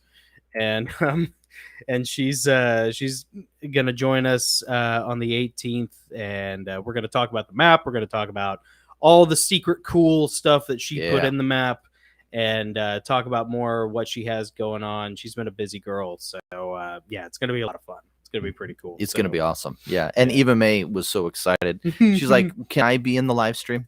Yeah, I was like, you can watch the live stream. Okay, fair enough. Yeah, I'll defer to Dad on that one. I let Shelby be in the live stream because she keeps her mouth shut. You're a good true. dog. You know what? Our numbers would probably skyrocket if we just had Eva May and just and put Roxana. Yeah. Eva May, Shelby, and Roxana. We just like didn't even show up. Yep. Be the best episode of the Goslings ever. So. Well, just so you guys know, we do one live Discord chat. Yeah. Every month, and we're having that tonight, and we're going to do that. What time is it right here? 7:12. We're going to do that at 8:30 Central, right? Does that sound good? 8:30 Central. Yeah. So just about an hour and 15 minutes. We're going to do that. I'm going to put the link in our Patreon. What's that, you ask? Well, I'll tell you. Yeah, you should become an honorary Gosling. Join our Patreon. Join the what do you call it? The Luminaries? Luminaries. Join the Illuminati after party. Yeah, we call it the Illuminati after party. We're gonna do live Discord chat. Being Naughty NAUGHTY. Of course. Yeah. No, we're gonna say things that would get us kicked off of YouTube for sure. But that's where you get exclusive content. Yep. Exclusive interviews. You get a heads up on what guests we're gonna have. Yep. You get behind the scenes communication with us. Mm-hmm. Discount on T-shirts if you're so inclined. T-shirts or books, signed copies. Yeah, you can download all my books for free. And so just a bunch of cool stuff. And it's the price of a cup of coffee, $5 a month. Yeah. $5 a month. $5 a month. It's a cup of Starbucks coffee. Yeah. But you won't regret it. All right, that's all I'm going to say about the Patreon. We'd love for you to join it. If you join, within the next hour, you'll get the Discord link. You can chat with us. Yeah. And I would like to go back over a lot of these questions that we got in the chat. We could talk about some of those in the Discord. Yeah. I tell you, one thing that I like, honestly, one thing that makes the Patreon worth doing is getting enough revenue worked up so that we don't really need a whole lot. We could use an extra camera. Yeah. But really what we could use more than anything is a producer. Yeah. Or an engineer, just somebody to help monitor sound. Because I had noticed, and thank you to the comments, by the way, Marissa, and there was one other person who had talked about Gary Wayne's mic. Yep. It was an intermittent thing. It was popping in and out. Yep. And it seemed like it was more of a his end thing than our end thing. Luckily, it seemed like we didn't have to bring it up, but I was just about to after that second comment about it. Yeah. But the chat, Nick monitors the chat. I try to monitor it as well, and then I try to listen for the sound. But Nick kind of is the one who does all the back of house stuff, and it's a lot. And if we could get to a place where we had enough Patreon members, or subscribers to where we could hire a producer. We'd have more time to go chase guests and focus on the chat more. Yep. We could have someone who's monitoring sound, monitoring the chat. More time for creating more like exclusive content. I mean, there's all kinds of stuff we could do. But that's anyway, kind of what we're aiming for, Yeah. because that's kind of the next step that we have to be at. Yeah. I think from where we are. I think so. I think so. Yeah. But there you go. You should join. We'd love Yeah. to see you there. We've done it a couple times so far. We just started doing this a few months, 2 months ago, and it's a blast. So I hope to see you guys there. Man, I don't know if there's anything else. No. Where can people find you? Well, they can find me. They can find us, the Gosslings, anywhere. Mm-hmm. Just at the Gosslings. We're authors. on. We're authors. We're on Instagram, Mhm. YouTube. Yep. We're on Twitter. Yep. Facebook. Apparently, we're even on TikTok, but it's hard to manage all those things. But you can find us on any of those platforms. Rumble, Spotify, anywhere podcasts are found, at the Gosslings. Yeah. And 2 S's. Nick is the author of the Travelers League, middle Travelers grade League fiction books, Yep. as well as Henry Half Moon, which is young adult supernatural fiction. Yeah. It's one of J. Reese Bradley's favorites. Yep. And then you can find all those on Amazon, as well as my books, the Heavenly Realm series. You can find those on Amazon as well. Yep. And all those links are in the video description. Yeah, they're all in the description below. Yep. So as is the Patreon link. Yeah. So join the Patreon. Thank you for joining, everyone. Thank you for watching. Dude, this has been the best turnout. This may be the best turnout we've ever had. It is the best turnout we've ever had on a live video. I really want to thank everyone for joining and commenting, man. This has been really fun. Yeah. So this is the kind of overwhelming cool that we want. Yeah, it was great. It was so much fun. I mean, I'm still reeling from all the information, all the notes we've been taking. Yeah. Just it's going to be great. Yeah. It's going to be great. I can't wait to go back through and parse through all this. I'll add chapters to this video, so it'll be easy to go back and reference some of the things that you might want to listen to again easily, because it's like almost 2.5 hours of content. So that's huge. But I'll make sure to get that done this week, and I'll make sure that the podcast version of this as well. Yeah. And I think that's it, man. Yeah. All right. Let's see. Gary Wayne and Derek Gilbert. They were awesome. Thank you. Until next time, I am Jonathan. I'm Nick. And we are the Gosslings. Go forth and strike.